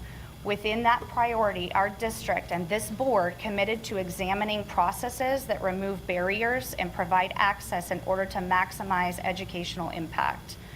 We also committed in our strategic plan to ensure that Springfield Public Schools is a welcoming and inclusive district. We have committed to that, and we committed to that by passing our strategic plan. I hope everyone in this room and on this board knows that bullying and harassment in any form leads to lower academic achievement and less engagement in school. Students suffering from depression have lower GPAs and higher absences from school than their peers. We also know the positive impact that a caring adult, including an educator, can have on the mental well-being of all of our students, which leads to higher academic achievement. In 2019, this board passed a resolution in response to a specific incident at one of our schools, and that resolution still stands today. And it provided in part that we're committed to maintaining a learning and working environment where all individuals are treated with dignity and respect. That's all individuals, no matter how they come to us as students or educators. We do not tolerate any behavior which detracts from the safe and respectful culture that we expect of every single person in our schools. And we're dedicated and continue to be dedicated into making our district a place where people feel safe and valued. And Judy, I couldn't have said it better myself. As a former educator, I appreciate what you are bringing to this board, because you more recently, I guess, than any of us, you're at the collegiate level, but you have been not just in K-12, but in our K-12 district. So I really lean on you for that information. And I think it's important what you pointed out, and Dr. Latham, what you affirmed, that we do continually review our policies. That's one of our charges as the board and as the district, is to continue to review our policies and procedures to make sure that we're meeting the needs of the students and staff in line with our strategic plan. So I know that as a board, we're committed to that strategic plan and to continue to review those policies and procedures. So as the person who brought this to the agenda for today, I just would like to say thank you to our board members for this open conversation and dialogue. You know, one of my goals for today was the opportunity to address a topic that has been at the forefront of our public comments for at least 11 months. And so I think we, in my opinion, have achieved at least part of my goal. Now, the other part of my goal was to bring the opportunity for us to create a statement of support. I still do believe that a statement of support is just a symbolic opportunity for us to reaffirm the opportunity to let students know that we are doing what we've already committed to doing. You know, just as another example, you know, I told Jim Farrell at one time, our police person, that I didn't feel safe going out to our cars in the evening. Now, he's committed to everybody's safety in here. But when I told him that I felt unsafe, he made some additional commitments to me to make me feel safe and secure. And I appreciate that. It let me know that the people who are in this environment value the fact that I didn't feel safe. And so, you know, I think that the value is that if we have students who say that they feel unsafe, that we at least acknowledge that they feel unsafe. Whether or not we agree with their safety issues or not, we at least acknowledge that you feel unsafe. Somebody can look at me and say, hey, Sharita, there was really no fear for your safety outside. There's nothing for you to be afraid of. Well, it doesn't matter. I felt unsafe. And I appreciate the opportunity for those who are in my environment to recognize my felt fear for safety.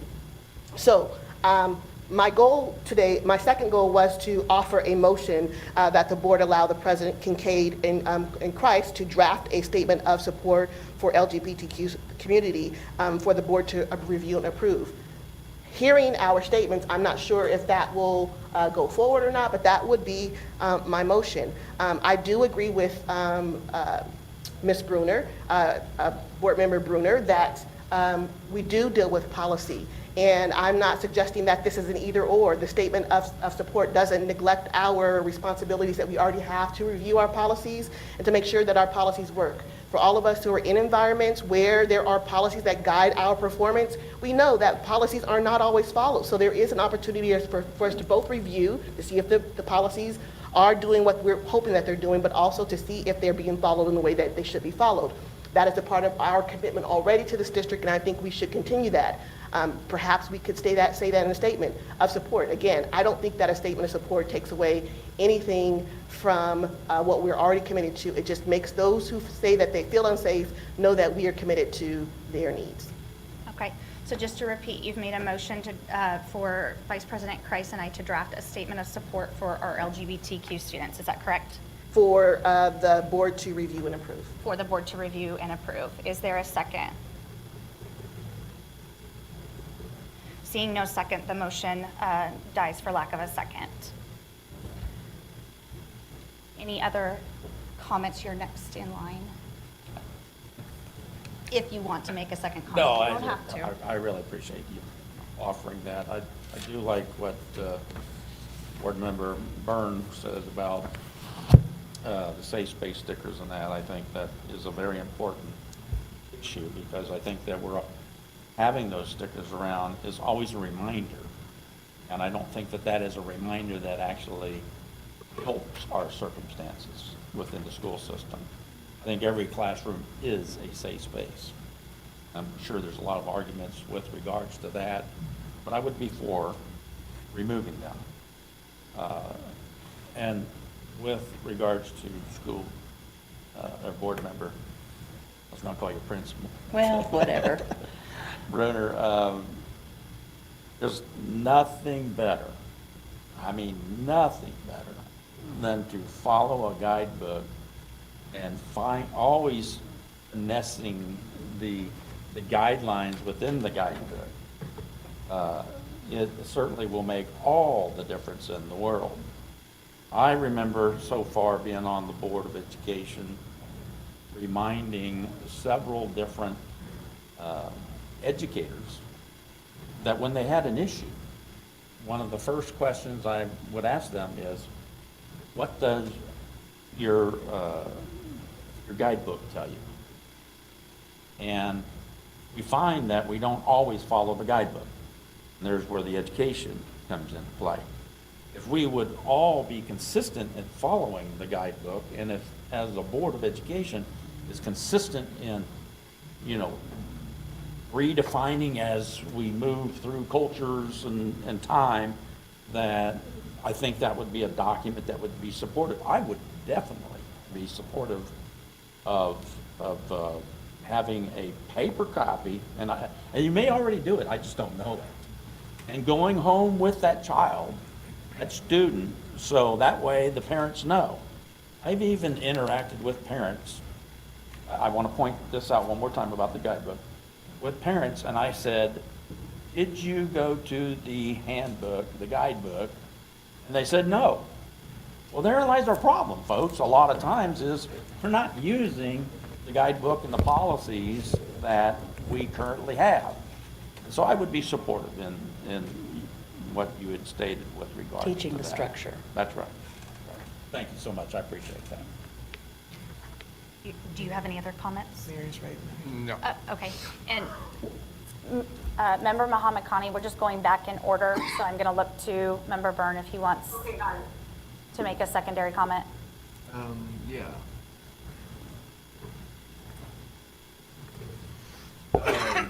Thank you for your comments regarding my comments on the safe space stickers. I made comments about the MSBA training before, and I'll elaborate on that a little bit. The MSBA training, we had videos. I watched it in mine. I assume everyone else did in theirs. It talked about. I'm sorry, excuse me. Board Member Byrd, I can't hear you. Okay, is this better? Lips. I think so. Can you restart, please? Can you restart my time? You're good. So in our MSBA training, we had information provided about what was appropriate and what was not appropriate for teachers to be doing in classrooms, and potential red flags and things of that nature. Now, that was not presented specifically in the context of LGBTQ students. It was more broadly across all students, but I think it does apply to all students. And it's concerning if we have anybody saying, this is a safe space, come talk to me about private matters with no one else around, matters of a sexual nature, it's safe, you can talk to me. MSBA is clear that those are not conversations that should be happening between teachers and students. I think we do have professionals who they should be directed to, who are qualified to have those conversations. And I do think that parents and guardians should be included in that. But I think it's very dangerous when we have established places or teachers that are promoting themselves as a place to have these very personal conversations without anyone around. So I'm hoping, thank you, Mr. Murkowski, I'm hoping that I can get a little more support on the board to have a definitive stance district-wide on this issue. As I've done my school tours, this is very much a thing. It's different from building to building. It's different. But it's very much a thing. It's very much everywhere. Some buildings more than others, and it's unavoidable. And I think it's something that we should hopefully come together and be consistent and have some sort of policy surround it. Thank you. Board Member Muhammad Khani. Thank you. And Mr. Byrd, I had a little bit of trouble hearing your first comment, but I did hear this one. I wanted to add, and I concur wholeheartedly with you. And I also like that several board members talked about policy. And I'm happy to hear this focus on policies, but to be frank, I'm a bit puzzled. Because I think we also need to focus on enforcing and following policies and educating staff on what those policies are and that we expect them to be followed. I'm puzzled by the inconsistent interpretation of our policies, which makes them essentially useless. And Board Member Byrd was just alluding to that when you tour these buildings, and with all that happened with Kickapoo, that was one principal's interpretation of a policy. Well, I'm confused by that. Why can one person interpret a policy one way and other building leaders interpret them a different way? So I really do think we need to step up and try to solve this problem. And so I would like to actually, this is an odd motion to make. I'd like to make a motion to follow our policies. Let me rephrase that. I'd like to make a motion to remove all insignia. That doesn't mean somebody can't wear a lanyard. I completely understand if for whatever reason you speak French and you love French food and you want to wear the French flag on your lanyard, I get it. But the buildings belong to the public. These are public buildings. Let me tell you how hard it is to take a sticker off of a building or off of a door or a wall. It essentially ruins it. Even Google won't get the job done. I think that I want to make a motion to remove all insignia that represent systems of belief or ideology. And I don't really know how to phrase that because it's already in the policy. So do I make a motion to enforce it, a motion for the district to form a committee to address this? I'm really at a loss here. And when I say systems of belief or ideology, it just so happens to come up in the context of the discussion we're having. But really, unless we have a course on Ukrainian politics, I don't understand why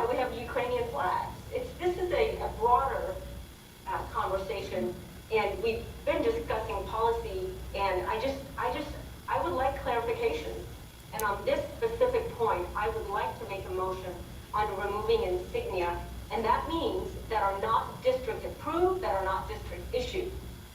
So that means all safe space stickers that bear Gilson or whatever organization, and flags that aren't relevant to the curriculum in that classroom, or obviously not the American flag. That is a state statute.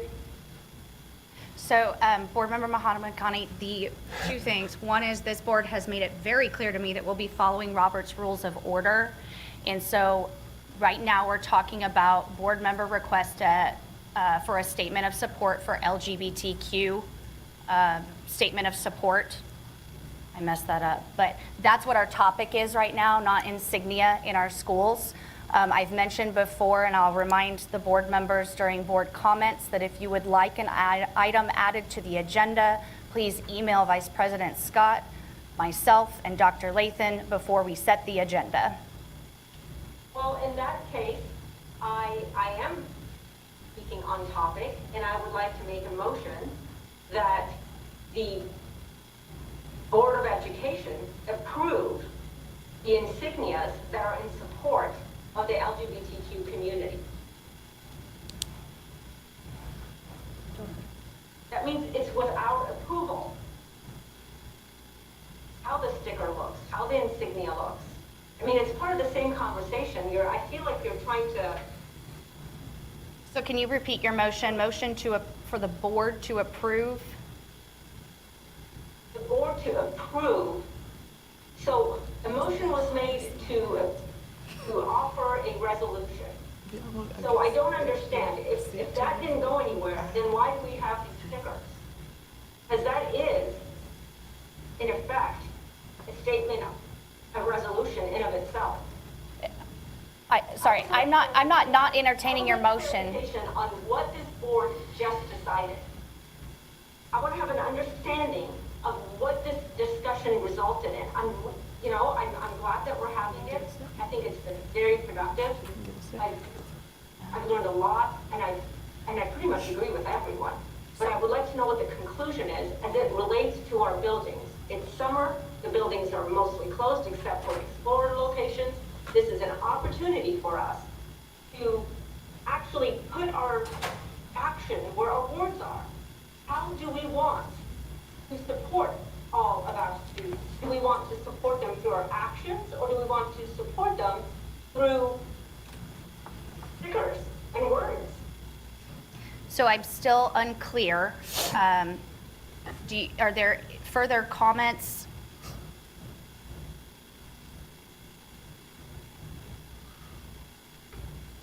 Can I say something? Sure. As long as... Miriam, is it okay if I say something? Oh, sure. I was done. I wasn't sure. Was that in reference to me? You guys are like minuscule. Like your head is like tiny. I can't see who's looking at who and who's talking to me. I guess you're trying to make a motion, and I would like to offer that maybe we postpone or table that motion to the next meeting so that it can be fully thought out and so that it can be presented in a way that each board member can make a decision on that motion, because I don't think that that was something that everyone was prepared to come here tonight and make a vote on. I feel like I would be, but I'm not sure everyone else is. So maybe a suggestion here is for you to get with President Kincaid about ensuring that whatever motion you want to make gets clarified and placed on the next agenda, which will still be in the summer months, I believe, correct? July 22nd? Yes. Well, August 22nd, sorry. I made the point I wanted to make, which is we need to enforce the policies we have. We have to interpret them, and we have to enforce them. And so I think I will wait and see what happens with that and what sort of communication we receive from Dr. Lathan before I make that decision, because I think the conversation that we had was very valuable for leadership and for the 8 of us to hear each other and to take away some conclusions. So I'll wait to see what comes of that before I proceed on that front. Thank you, Mr. Byrne. Thank you. Board Member Bernard? Did that motion get rescinded? Did it get tabled? What just happened? I don't know that a motion was formally made, and Okay. it certainly wasn't seconded. Okay, got it.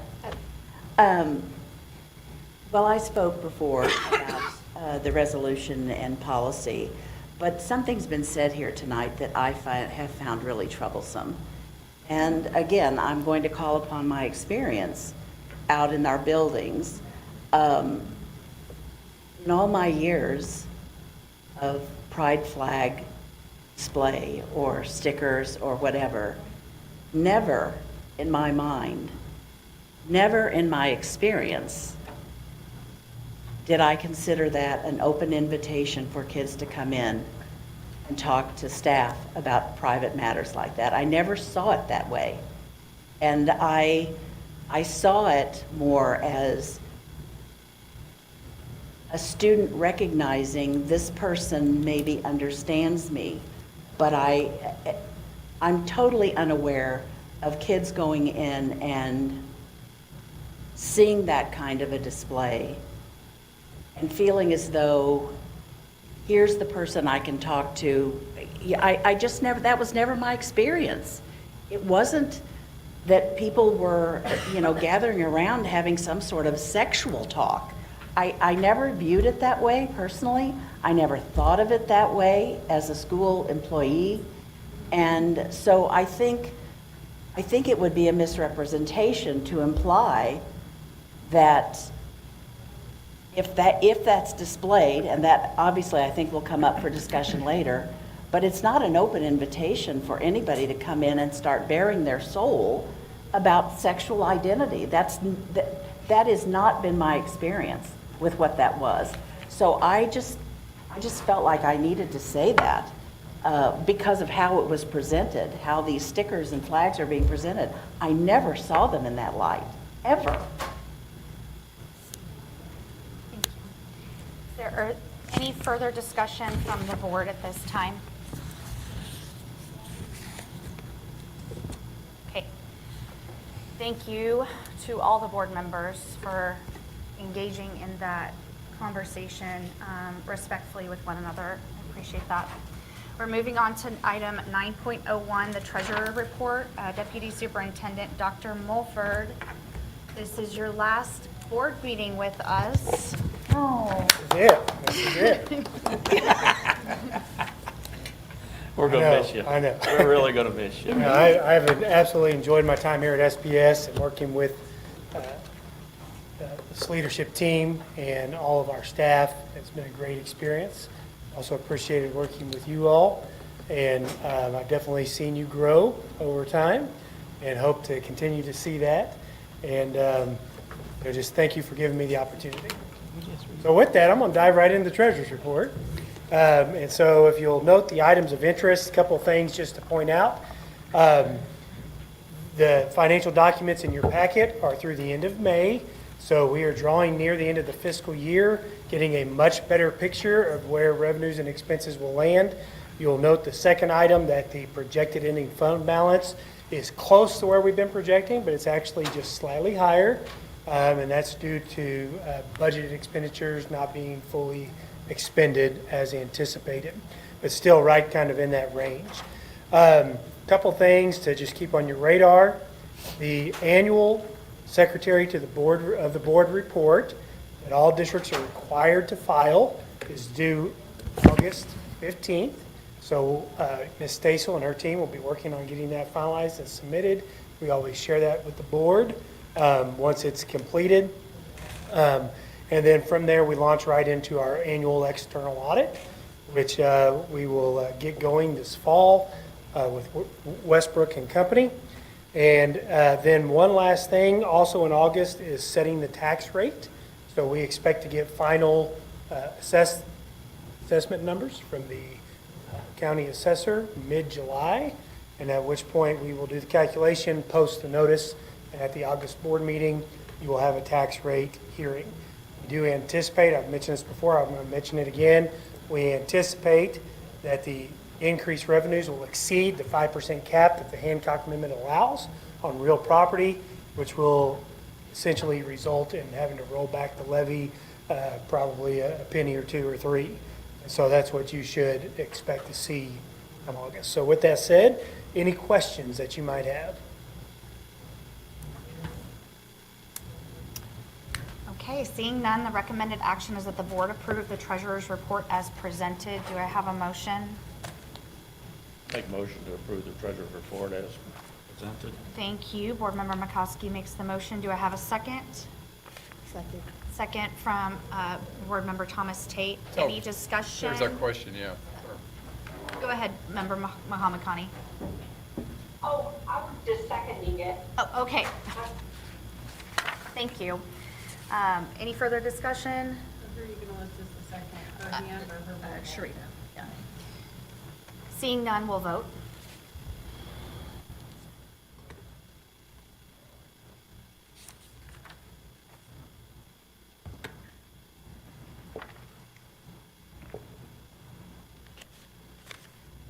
The motion to approve the treasurer's report as presented passes 7-0. Moving on to item 10.01, compensation plans. You will remain with us at Okay. the podium. Earlier this evening, you approved the collective bargaining agreements, side letters, as part of the consent agenda. Part of that bargaining was the salary schedule, development, COLA, bargaining, those kinds of things. We're going to touch on that briefly. I know we have several members of our bargaining team. Raise your hand if you're on any of the bargaining teams. Okay, out here, okay, several of them. We appreciate, there's a lot of work that went into that by both district and NEA representatives. Ms. Mullins, I know, is very appreciative of approval of the CBAs. And I think you wanted to say a big thank you back there, right? I did, and I just wanted to say how much I appreciated each group has different needs, and the flexibility of the district to listen to the needs of each group and see them as different groups of employees with different desires for what they feel is best for maintaining and bringing in workers for SPS was greatly appreciated, as was the dedication and flexibility that the SPS team gave throughout this very long but beneficial process that we did this year. So thank you. And we had a lot of people that got inducted into collective bargaining this year, new experience, and but I think we landed it, and we appreciate everyone's efforts. A couple of highlights that I want to point out. I'm not going to go through everything. On our teacher salary schedule, you will note that our base salary for bachelor year one will, if approved, will be $43,200. So my understanding is that puts us right even with Joplin on starting salary. There's only one district that is higher than us, and they're way over on the east side state, but we surpassed them just a few steps in. So one of our goals is to be the leader in the area, and this definitely will put us as the leader in the Springfield and surrounding area. So both our top end and our starting wage and our top end salary will be one of the highest in this part of the state. So we're very excited about that. Two other groups I want to point out. Before I do, let me kind of back up to last year. You may recall last year for a lot of our classified positions, we did a lot of salary schedule restructuring to get starting wage up. That was a very positive step in the right direction. There certainly remained a couple of groups that we needed further adjustment on, and so I want to point those out. Nutrition services was one of those. So we got the entry level wage there is up to $15 an hour. So for that particular group, that equates to about a 7% starting wage increase. And then on paras, I know you've heard about para shortages, and we've struggled for years now. This isn't new on paras. So we are both our para 1 and para 2s. We're looking at about a 5% increase there to that base rate. So for the para 1s, it's $15.75, and para 2s is $17.60. So we feel like that was a really positive step in the right direction. All other groups received a minimum of a 3% cost of living increase, and it varied in there from 3 to 4%. And a lot of that had to do with steps we took last year on a lot of our classified groups. And if we felt like we were where we needed to be, it landed more on that 3%. If we felt like we had a little more work to do, it landed somewhere between the 3 and 4%. So those are the ones I really wanted to highlight. Does the board have any questions? Nice to see you're just handing out raises before you get out of town. Yeah, that's right, that's right. Here's some for you, here's some for you. No. I do want to point out real quick that the total cost of all of this, including movement, is estimated to be about $12.1 million. Our new revenue, we're estimating to be in that $7 million range. So this is a little bit higher than our anticipated new revenues. However, this is why we built the balances we built, is so that we could meet the needs of the labor market, knowing that the next year or two, we probably are not going to be able, unless we continue to see huge growth in local revenue or state revenue, we're probably not going to be able to be in that 3 to 4% range. We want to be, but we're not anticipating that. Board Member Muhammad Khani, did you have a question or comment? I did. I had a comment. Dr. Mulford, I just want to thank you for your work on the salary schedules. And this is probably a good time because then I think you only have the budget left. But I just want to thank you for your service. You have been an invaluable asset. You've met every challenge with grace and agility. You've probably learned a thing or two, but I know that we have learned so much from you. I don't want to say best of luck because you don't need luck, so I'll just say best of everything. Thank you, I appreciate it.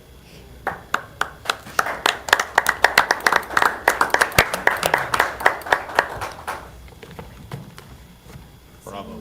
No further discussion. The recommended action is that the board approve the 2023 to 2024 salary schedule as presented. Do I have a motion? So I'll motion. Motion from Member Muhammad Khani, second from Member Thomas Tate. Any further discussion? Seeing none, we'll vote.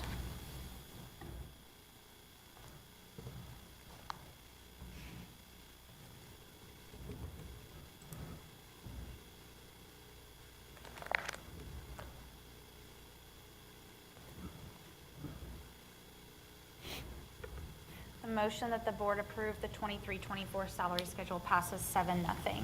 Moving on to item 11.01, the budget.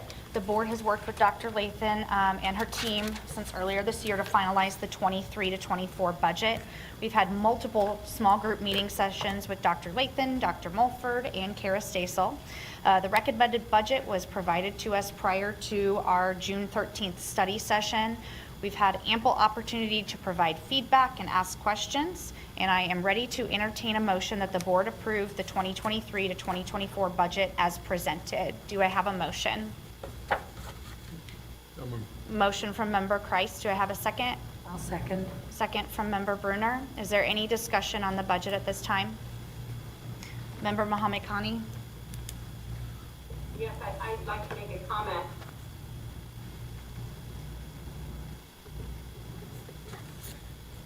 When I look at this budget through the big picture lens, I see increases in student supports as well as staffing, which I think is very good.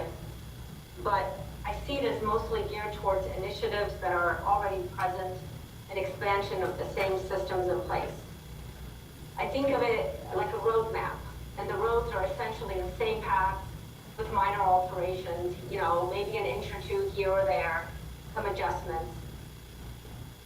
So I don't think we can expect significant change in results unless we make significant alterations from a procedural or operational standpoint. I believe that our updated strategic plan lends itself to bold moves and bigger swings that could alter the set pathways by feet, not just inches. And so that this journey turns positive in a very meaningful way over a shorter period of time. I don't see us measuring in the majors, like going after one or two basics in every classroom in a deliberate and profound way. Things that affect all students in every building, such as the overhaul of the less than ideal core subject curriculums in favor of teacher-taught curriculums and innovation in the realm of discipline so that our teachers can teach. Personally, so I speak for myself, I simply won't accept this local and national doom and gloom status quo narrative. I personally believe that all things are indeed possible if we keep an open mind and if we act with courage. I truly still believe that it can start with one district in one state. Now, I realize that change is incremental and that it will take time. But I was hoping to see just a little more commitment to meaningful change in next year's budget. I yield my time. Thank you. Any further discussion? Yeah, I'll make a few comments. I generally agree with Dr. Muhammad Khani, and that's not to say that I'm going to vote no on this budget. And I very much, so much work goes into this, and I appreciate all the communication and the small groups meetings and everything that we had. But in terms of direction, I agree with what Dr. Muhammad Khani says. I will vote for this budget, but it's something as a young board member that I'd like to learn from and keep watching and see develop as we created a new strategic plan and have been vocal about some of the improvements we want to see. It does seem like there's more opportunity to put our money where our mouth is in certain things. It's just something I would like to see, some bigger commitments to areas that will create significant change as we have kind of laid out with our strategic plan. And I do see some of those things in here, so I don't want to discount everything. But it's just little pieces here and there, and it just may be time soon to make some bigger decisions to have a greater impact on academic achievement. Thank you. Any further discussion? Okay, seeing none, we have a motion and a second, so we will go ahead and vote. Before I take my seat, I'd be remiss if I didn't recognize Ms. Stasel and her team. I get to stand up here and present the budget to you, but the reality is, she and her team do all the work of pulling it together, and they've done a great job, and I just want to recognize her for that. Yes, thank you. Thank you.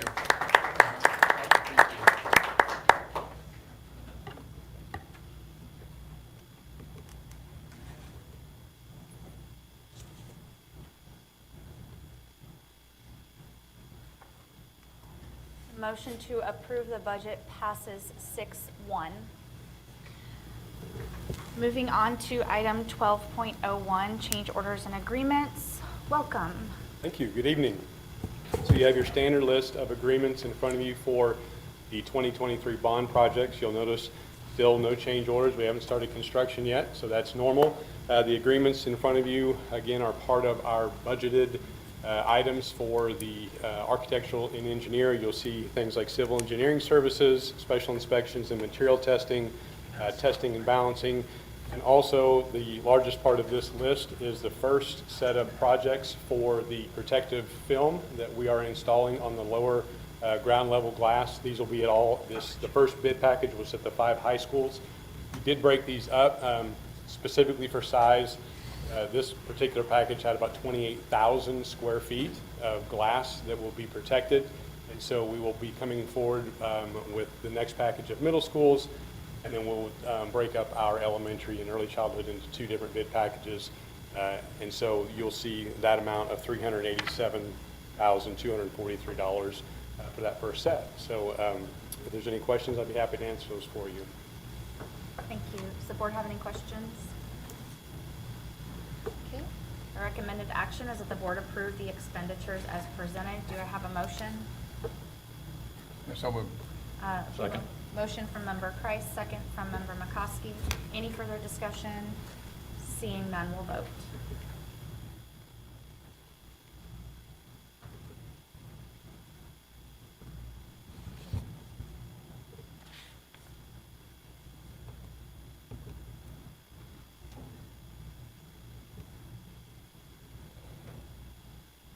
The motion to approve the expenditures as presented passes 7-0. Moving on to item 12.02.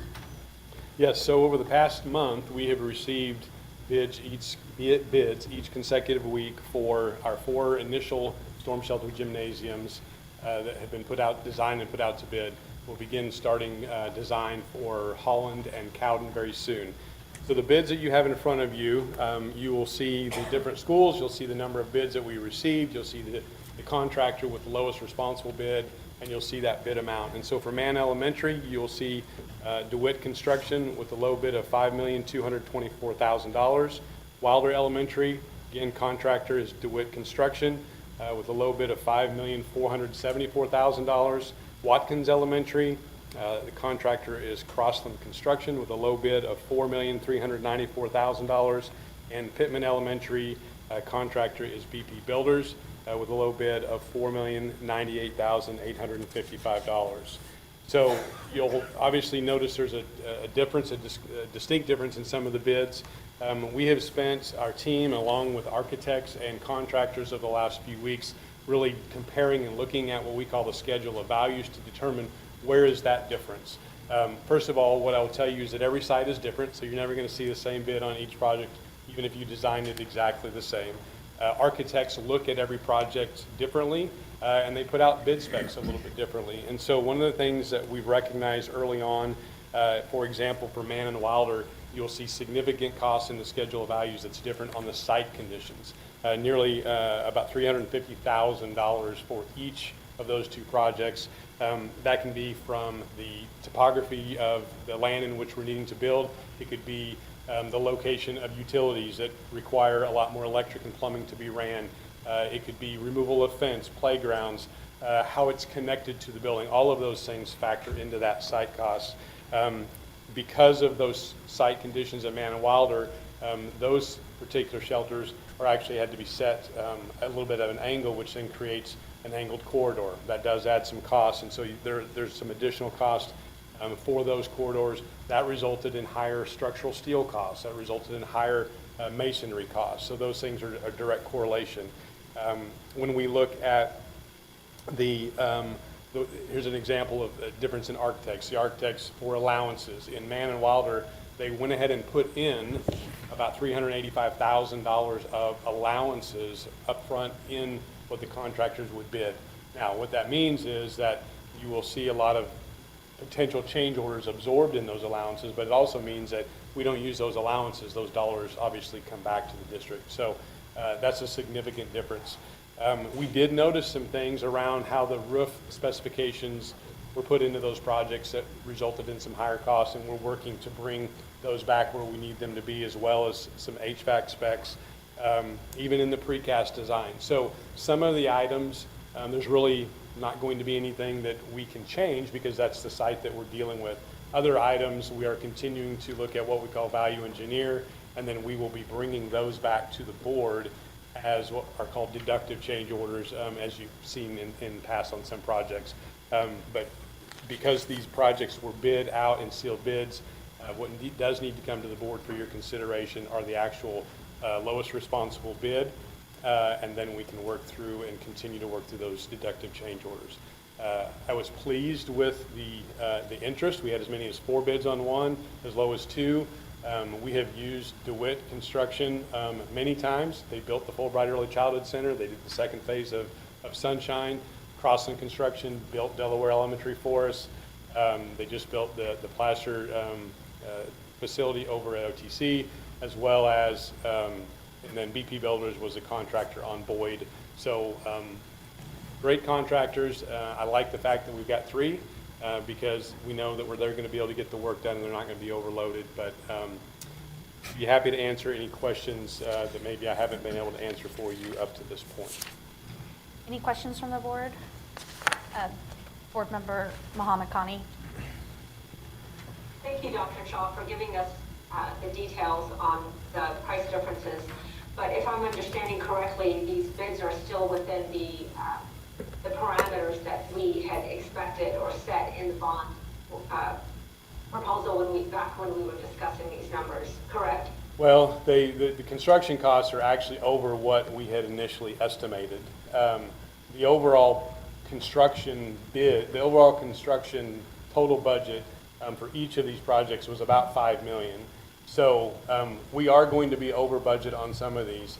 There is inflation dollars that are in all of these budgets, about 6%, which represents about $240,000 that will help absorb this.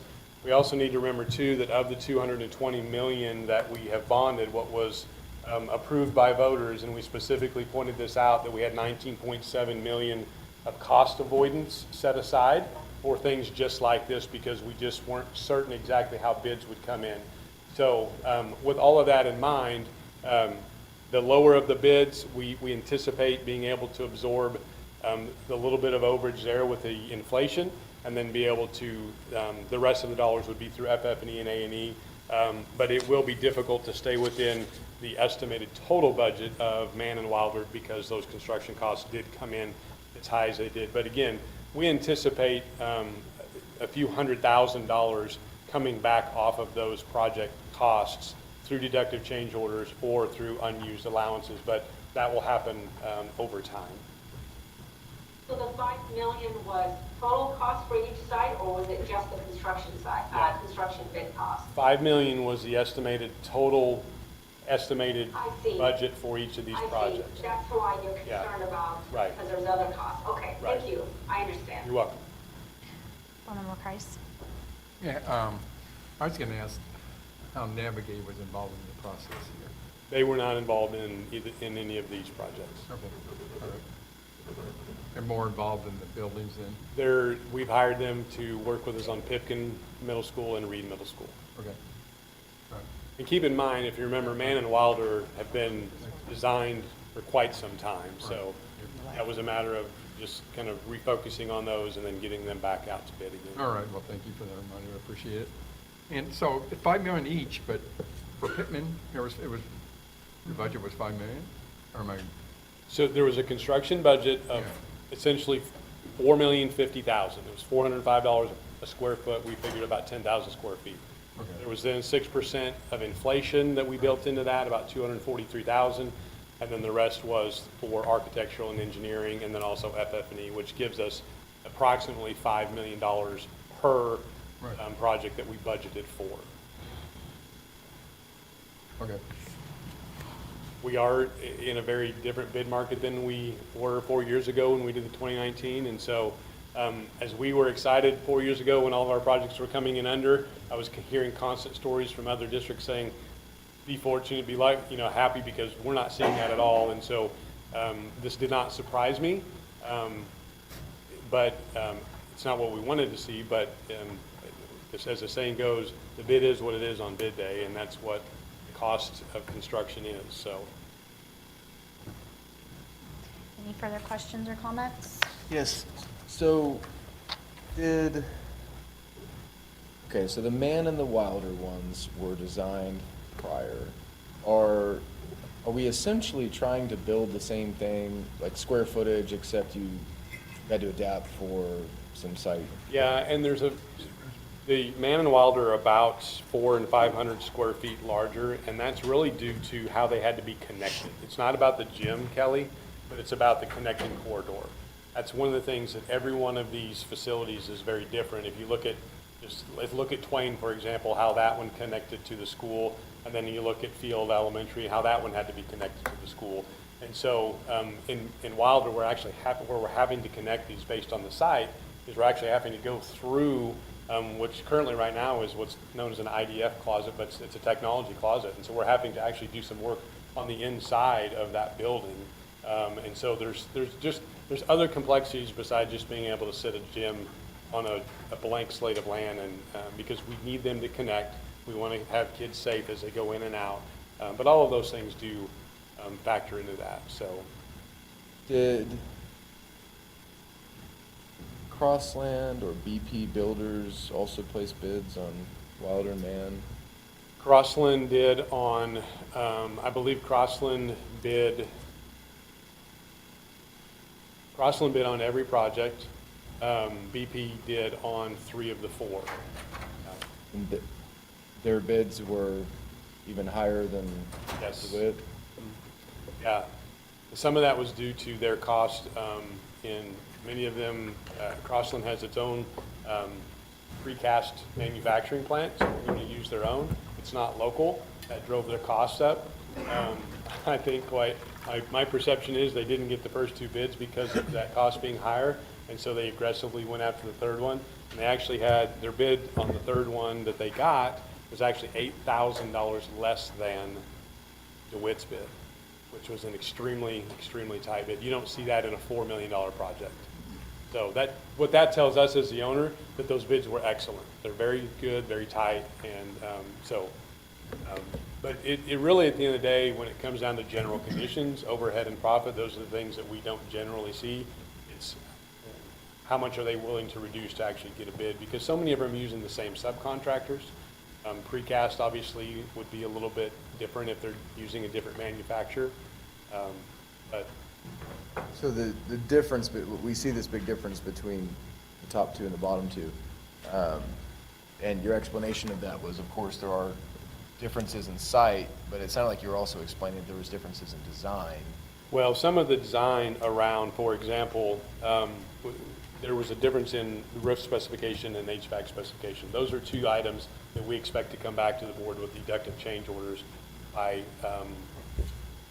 for example, the roof that was put on Man and Wilder was a 60 mil PVC roof, which requires a thicker padding. It requires a different type of glue. All of those things added cost, whereas on Pittman and Watkins, it was a 50 mil, a thinner membrane, which is what our specification is. Less padding, the glue doesn't have to be near what it is, and so there's a significant difference, about $100,000 that when that is bid, when that specification is changed, then we will come back with a deductive change order for that. The HVAC, again, was different, a different design from the MEP engineer, but we've seen that the design for these others from a different MEP is sufficient. It meets our specs, and so we'll be looking at that and how we can change that design. So those are some of the things that we recognize after the bid, and we're able to come back with deductive change orders. But we're not going to, we can't do anything about the site conditions. That was roughly $350,000. Again, those allowances that were put in, that's $385,000. We may only use $100,000 of that, and $285,000 of that comes back to the district from one project. So those are things to be determined. But there's, again, we're working on some things with the precast design, which we anticipate being able to bring back as a deductive change order as well. But the general condition side of things, that's going to be different depending on the contractor and what they feel like they need and how long that project's going to take. That could increase that cost. So if you're continuing to value engineer this and get the cost down, why do we need to vote on this now and not, and I guess hope on a reduction to come back versus we just value engineer it? Right, and vote on it? because when bids are sealed and they're submitted per Missouri law, those are the bids the way they are.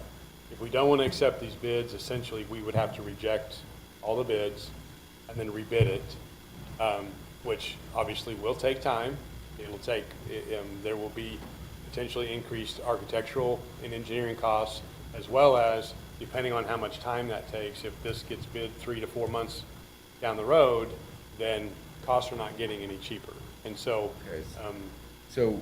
So we know what we need to know from our bid process, that these are the contractors we want to pursue. And we will continue to work on the engineering and design side of it to fix that, but that's not going to change who we want to build it because they've already competitively bid it. correct. Okay. And these are the lowest responsible bids, so all bids that came in were higher. Some of them were $500,000 and $600,000 higher, depending on which project. And just one last comment. I think it's just worth pointing out, as you were explaining, the added cost for something being designed on an angle. We talked about that before in design of one of our other buildings and something being on an angle.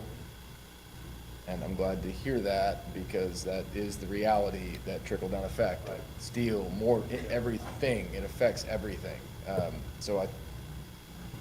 that was one of those things that was 100% driven by the site and how it had to be placed on that site. You're talking about, are you talking about this or about? No, I'm talking about Wilder. Okay. I know, those other ones we can change. This one was driven by that site condition and how it had to be placed on that particular property, and so. Right. Okay, thank you. You're welcome. Any further discussion or comments? Okay. This time the recommended action is that the board approve the construction bids as presented. Do I have a motion? I make a motion that they are approved as presented. Okay, motion from Board Member McCoskey. Do I have a second? Second. Second from Board Member Thomas Tate. Any further discussion? Seeing none, we'll vote.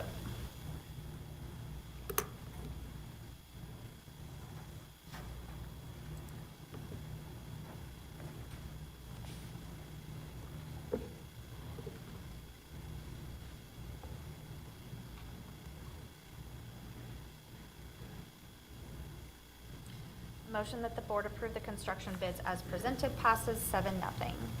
Moving on to item 13.01, superintendent's update. Good evening. Just want to recognize Dr. Mulford and Dr. Reddinger since this is their last board meeting and to thank them for their service. We really appreciate you and we will miss you. And don't forget about where we are located. We will leave the light on for you just in case. All roads lead back to SPS. Thank you, board members. I like that. Yes, it. Okay. All right, moving on to item 14.01, board comments. Are there any board comments at this time? I'd like to make a Sure. comment. Dr. Mulford, thank you so much for what you've done for this district. It's been a pleasure working with you and wish you the best where you're going. I'm sure you'll have a great impact on more students.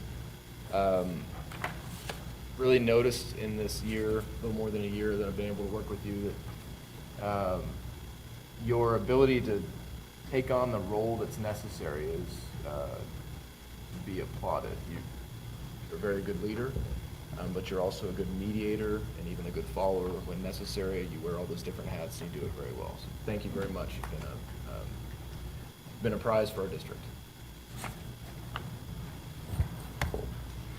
Any other board comments? Yeah, I'd just like to second, Dr. Mulford. It's just been a pleasure working with you. I've learned so much from you. Thank you for your patience. Some of these questions, probably pretty, not probably pretty simple questions, but we had to have an understanding. But thank you for easily explaining things and helping us learn. And thank you for all you did for the students of Springfield Public Schools. You've done a lot. And Dr. Reddinger, best of luck to you as well. We're going to miss you, and it's been a pleasure working with you as well. Thank you for your leadership in the HR department. I will ditto all of that. I feel like I just sit with my back to you all. I'm sorry, I'm not turning my back on you, but thank you. Thank you. But I do have a comment on another topic, and that is some of us had the opportunity to attend the Missouri School Board Association meeting recently held down at Table Rock Lake. That was the first time I had ever had an opportunity to do that. I found new board members are required to do 18 plus hours of training, and I'm through part of that right now. Part of it's done online, part of it was done at the lake. But all of that said, I found that each session that I attended was very professional, very useful, very practical, and it gave me an opportunity to learn a lot of new things. In one of the sessions that I attended, I had the opportunity to sit by member Mahatma Khani, and both of us were just writing so fast we could hardly take enough notes. And I had a lot of questions about what was being said. I didn't look at her notes, but I'm going to assume she had questions, comments, and things she wanted to remember. At the end of that session, we had a conversation that it would be nice to be able to share the learning that we had at the lake at that conference. And so I would, and I don't know, Member Mahatma Khani, what you have to say about it. You can certainly speak for yourself, but I remember that day you and I discussed the possibility of maybe another retreat with the board, and for the sole purpose of sharing information from the different sessions we attended. We're limited, as I looked at the agenda, there were a lot of things I wanted to learn, but you're restricted to just certain times and certain topics. So you try to make the best decision you can. But only one time was I in a session with another member from R12, so I'm assuming from that everybody else was out in different sessions, and I would like to see us have an opportunity to, in a retreat-like setting, to actually share some of the things we learned, ask some questions as they might arise, and then just to have a good conversation about, again, what was learned. So I put that out there, not as a motion, but as a suggestion, if there's a difference. Oh, I know there's a difference. But anyway, I'd be interested to hear what Member Mahatmakani has to say, because she and I had this conversation. Do you have some comments, Board Member Mahatmakani? I do. I agree with you. You can only go to so many of the sessions, and I want to go to all of them, but it's just not possible. And the one session we attended together was just very eye-opening for me, and it was on the topic of school safety, and it just brought to service something that I always think about, but that I'm just not very informed about. And I know that we take every precaution, but I'm not sure we talk about it, and I'm not sure that the public is aware, because it's important for them to realize everything that we have in place. And it's important for us to realize everything we have in place, because like you said, if it's not monitored, it's not done. I'm not implying that it's not done, but you see where I'm going with this. So I think it's a fantastic idea to have a retreat. Unfortunately, the other sessions I attended were also excellent, but other board members were also there. So in some ways, I think we need to divide and conquer at future meetings, but I like the idea of having a retreat. So I think it would be very valuable to all of us from a governance standpoint. Also, as part of our strategic plan, we made a commitment in terms of fulfilling our educational, I can't remember exactly how it's worded, but that we would all be involved. And I think some of the ideas that other folks had to do with maybe we could read a book, we could engage in some sort of professional development for us as board members. And I think that a retreat would not only be valuable, but it would also go towards that endeavor. Thank you.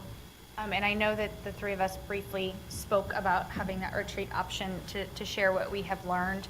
I'm trying to look back at my notes. Our last retreat, I believe, was in May. Okay. Certainly, we're not having a meeting in July. I made that slip of the tongue there when I meant to say August. But if the board would be open to a shorter retreat, say in August, September timeframe, to discuss that and maybe anything else that we think would be helpful. I know Member Mahatmakani and I attended a school finance session at MSBA that we both found very helpful, just as a refresher there. I know that many of us attended the refresher training.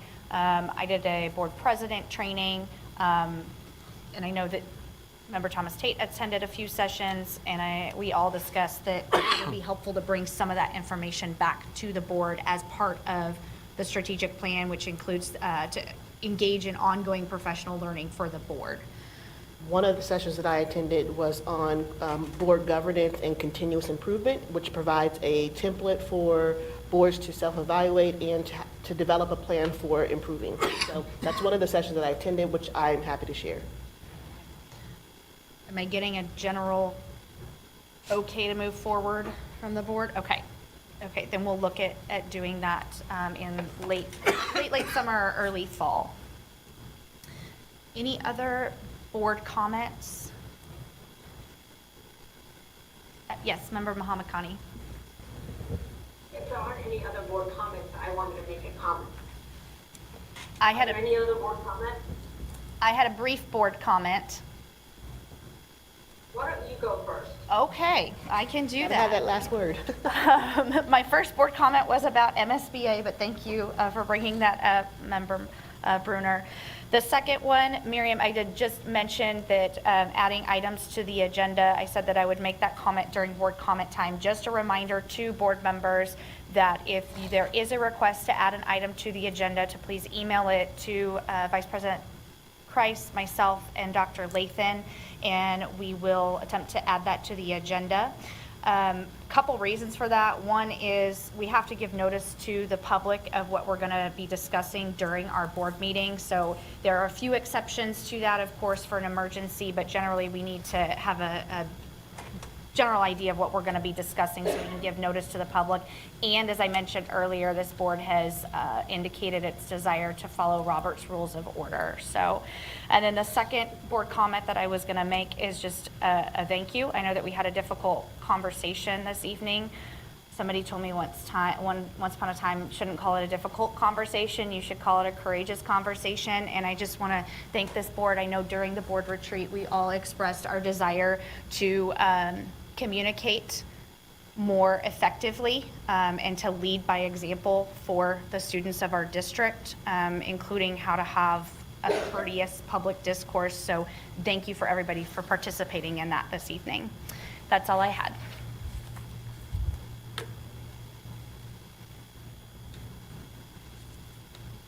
So, do you want me to go ahead? Sure. Do you want me to go ahead? Yes, please proceed. Okay. You know, this whole Zoom thing, you know, I had it down pat, you know, a couple years ago, and just not second nature. Well,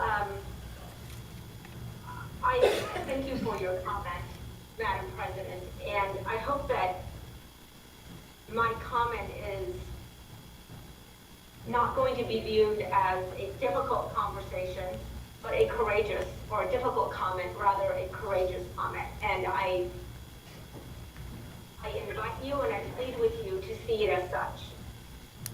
So I was inspired by attending MSBA, and I learned the value of learning from other boards. So I decided to attend NICSA School Board special meeting that occurred last week.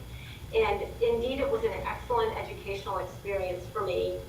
When the meeting ended, I had the opportunity to meet some of their board members and hope that I can initiate a working relationship, because I think they exemplify good governance and can be a tremendous resource.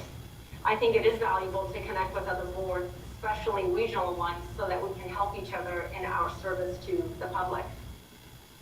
We all subsequently received an email from one of our educators informing us that while attending the NICSA School Board meeting, I had invited members of Moms for Liberty to our next SPS board meeting. The educator expressed concerns about this organization and my supposed ties to them, and further deemed my invitation as being unprofessional and politically biased. This person attached a photo in quotes proving that I had outwardly and deliberately sought out the company of Moms for Liberty to attend our next meeting. This email is a symptom of the elephant in the room that I feel is necessary for this board to address. That elephant, as Mr. McCoskey alluded to earlier, is the presence of activists in our midst who have gone unchecked for so long that they feel empowered to denigrate other constituents and an elected official based on what they perceive as wrong. I can only assume that this perception of wrongdoing on my part is based on the included NPR article reporting that the civil rights group, I'll restart. I can only assume this perception of wrongdoing is based on the included NPR article reporting that the civil rights group called Southern Poverty Law Center has labeled Moms for Liberty an extremist organization. So I don't know anything about Southern Poverty Law Center or Moms for Liberty. I'd never seen the ladies from Moms for Liberty until I chose the adjacency at the NICSA School Board meeting because it happened to be close to the exit and next to a friend I spotted in the crowd. During the board meeting recess, another patron who recognized me approached and introduced herself, which then led to the introduction all around, which included the two ladies that were sitting next to me. The Moms for Liberty women knew nothing of the Springfield board and our operations, but they represented the Greene County chapter. So they were interested, they indicated their interest in learning more. I did indeed invite them to our next board meeting, which is tonight, and I explained to them that just like NICSA, our meetings are open to the public and they are welcome to attend. I'd like to assume that any one of us would have done the same thing. You know, I didn't really think twice about this interaction until I received this accusatory email from the educator constituent.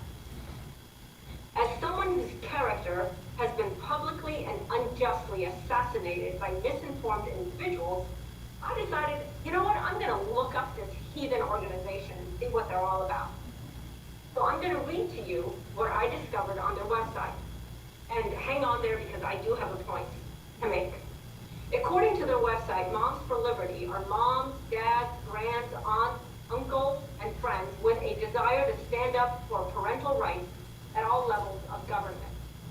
Their stated mission is to fight for the survival of America by unifying, educating, and empowering parents to defend their parental rights at all levels of government. Their vision is Americans empowered and thriving in a culture of liberty, and their stated values are standing for truth, building relationships, and empowering others. According to their website, they fight by holding leaders accountable, spreading awareness, opposing government overreach, promoting liberty, engaging on key issues, and activating to public service. Again, as I already stated, I don't know these individuals, but I wanted to share the principles of their organization.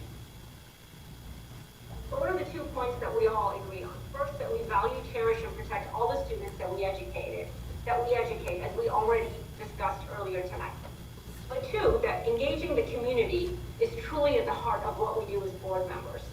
We are liaisons between the district and the patrons. Both us, the board, and the district leadership value community engagement.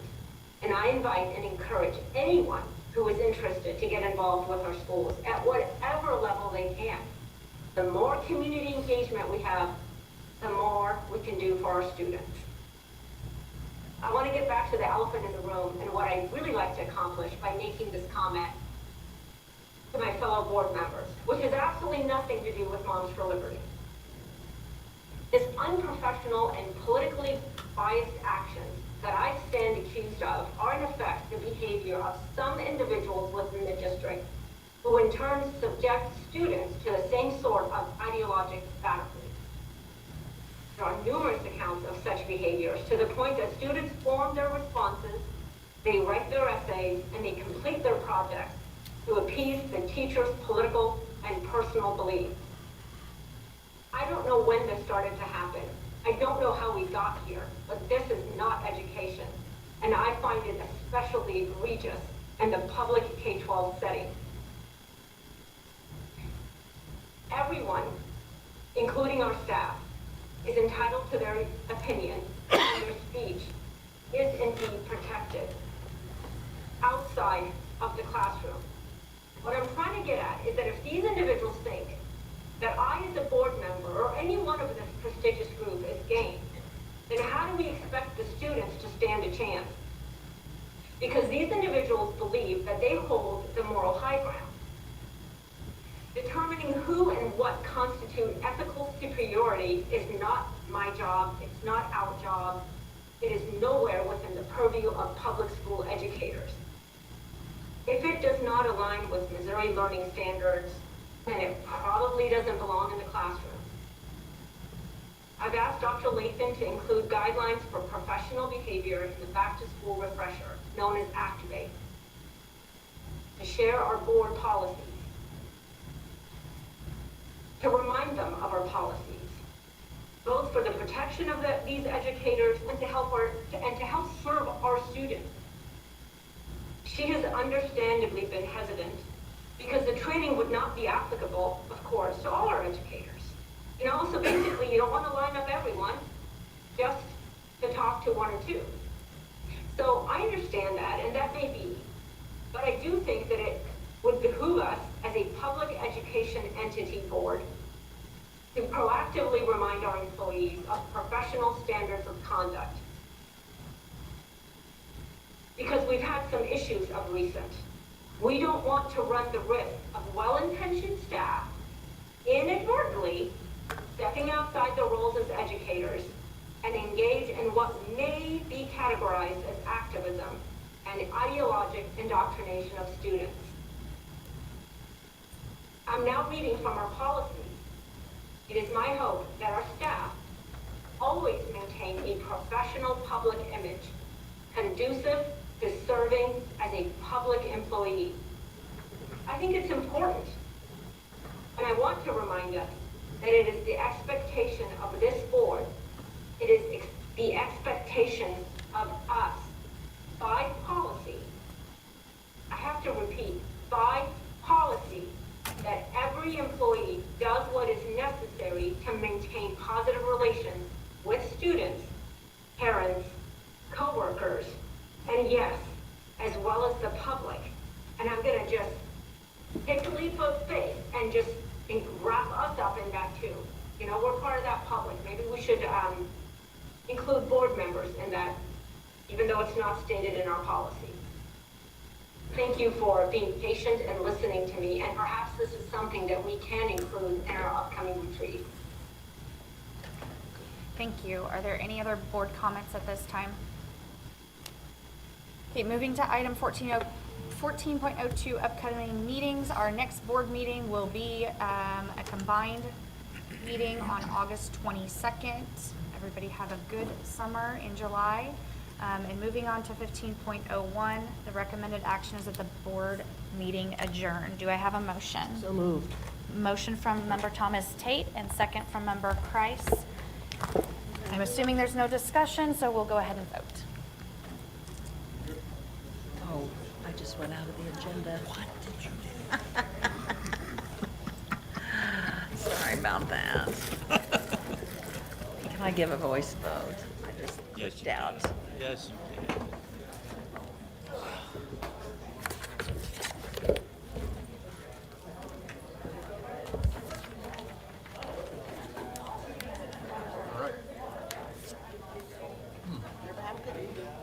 I'm waiting for the motion to get approved. Yes, I clicked out too soon. Sorry, Tammy. Motion approved.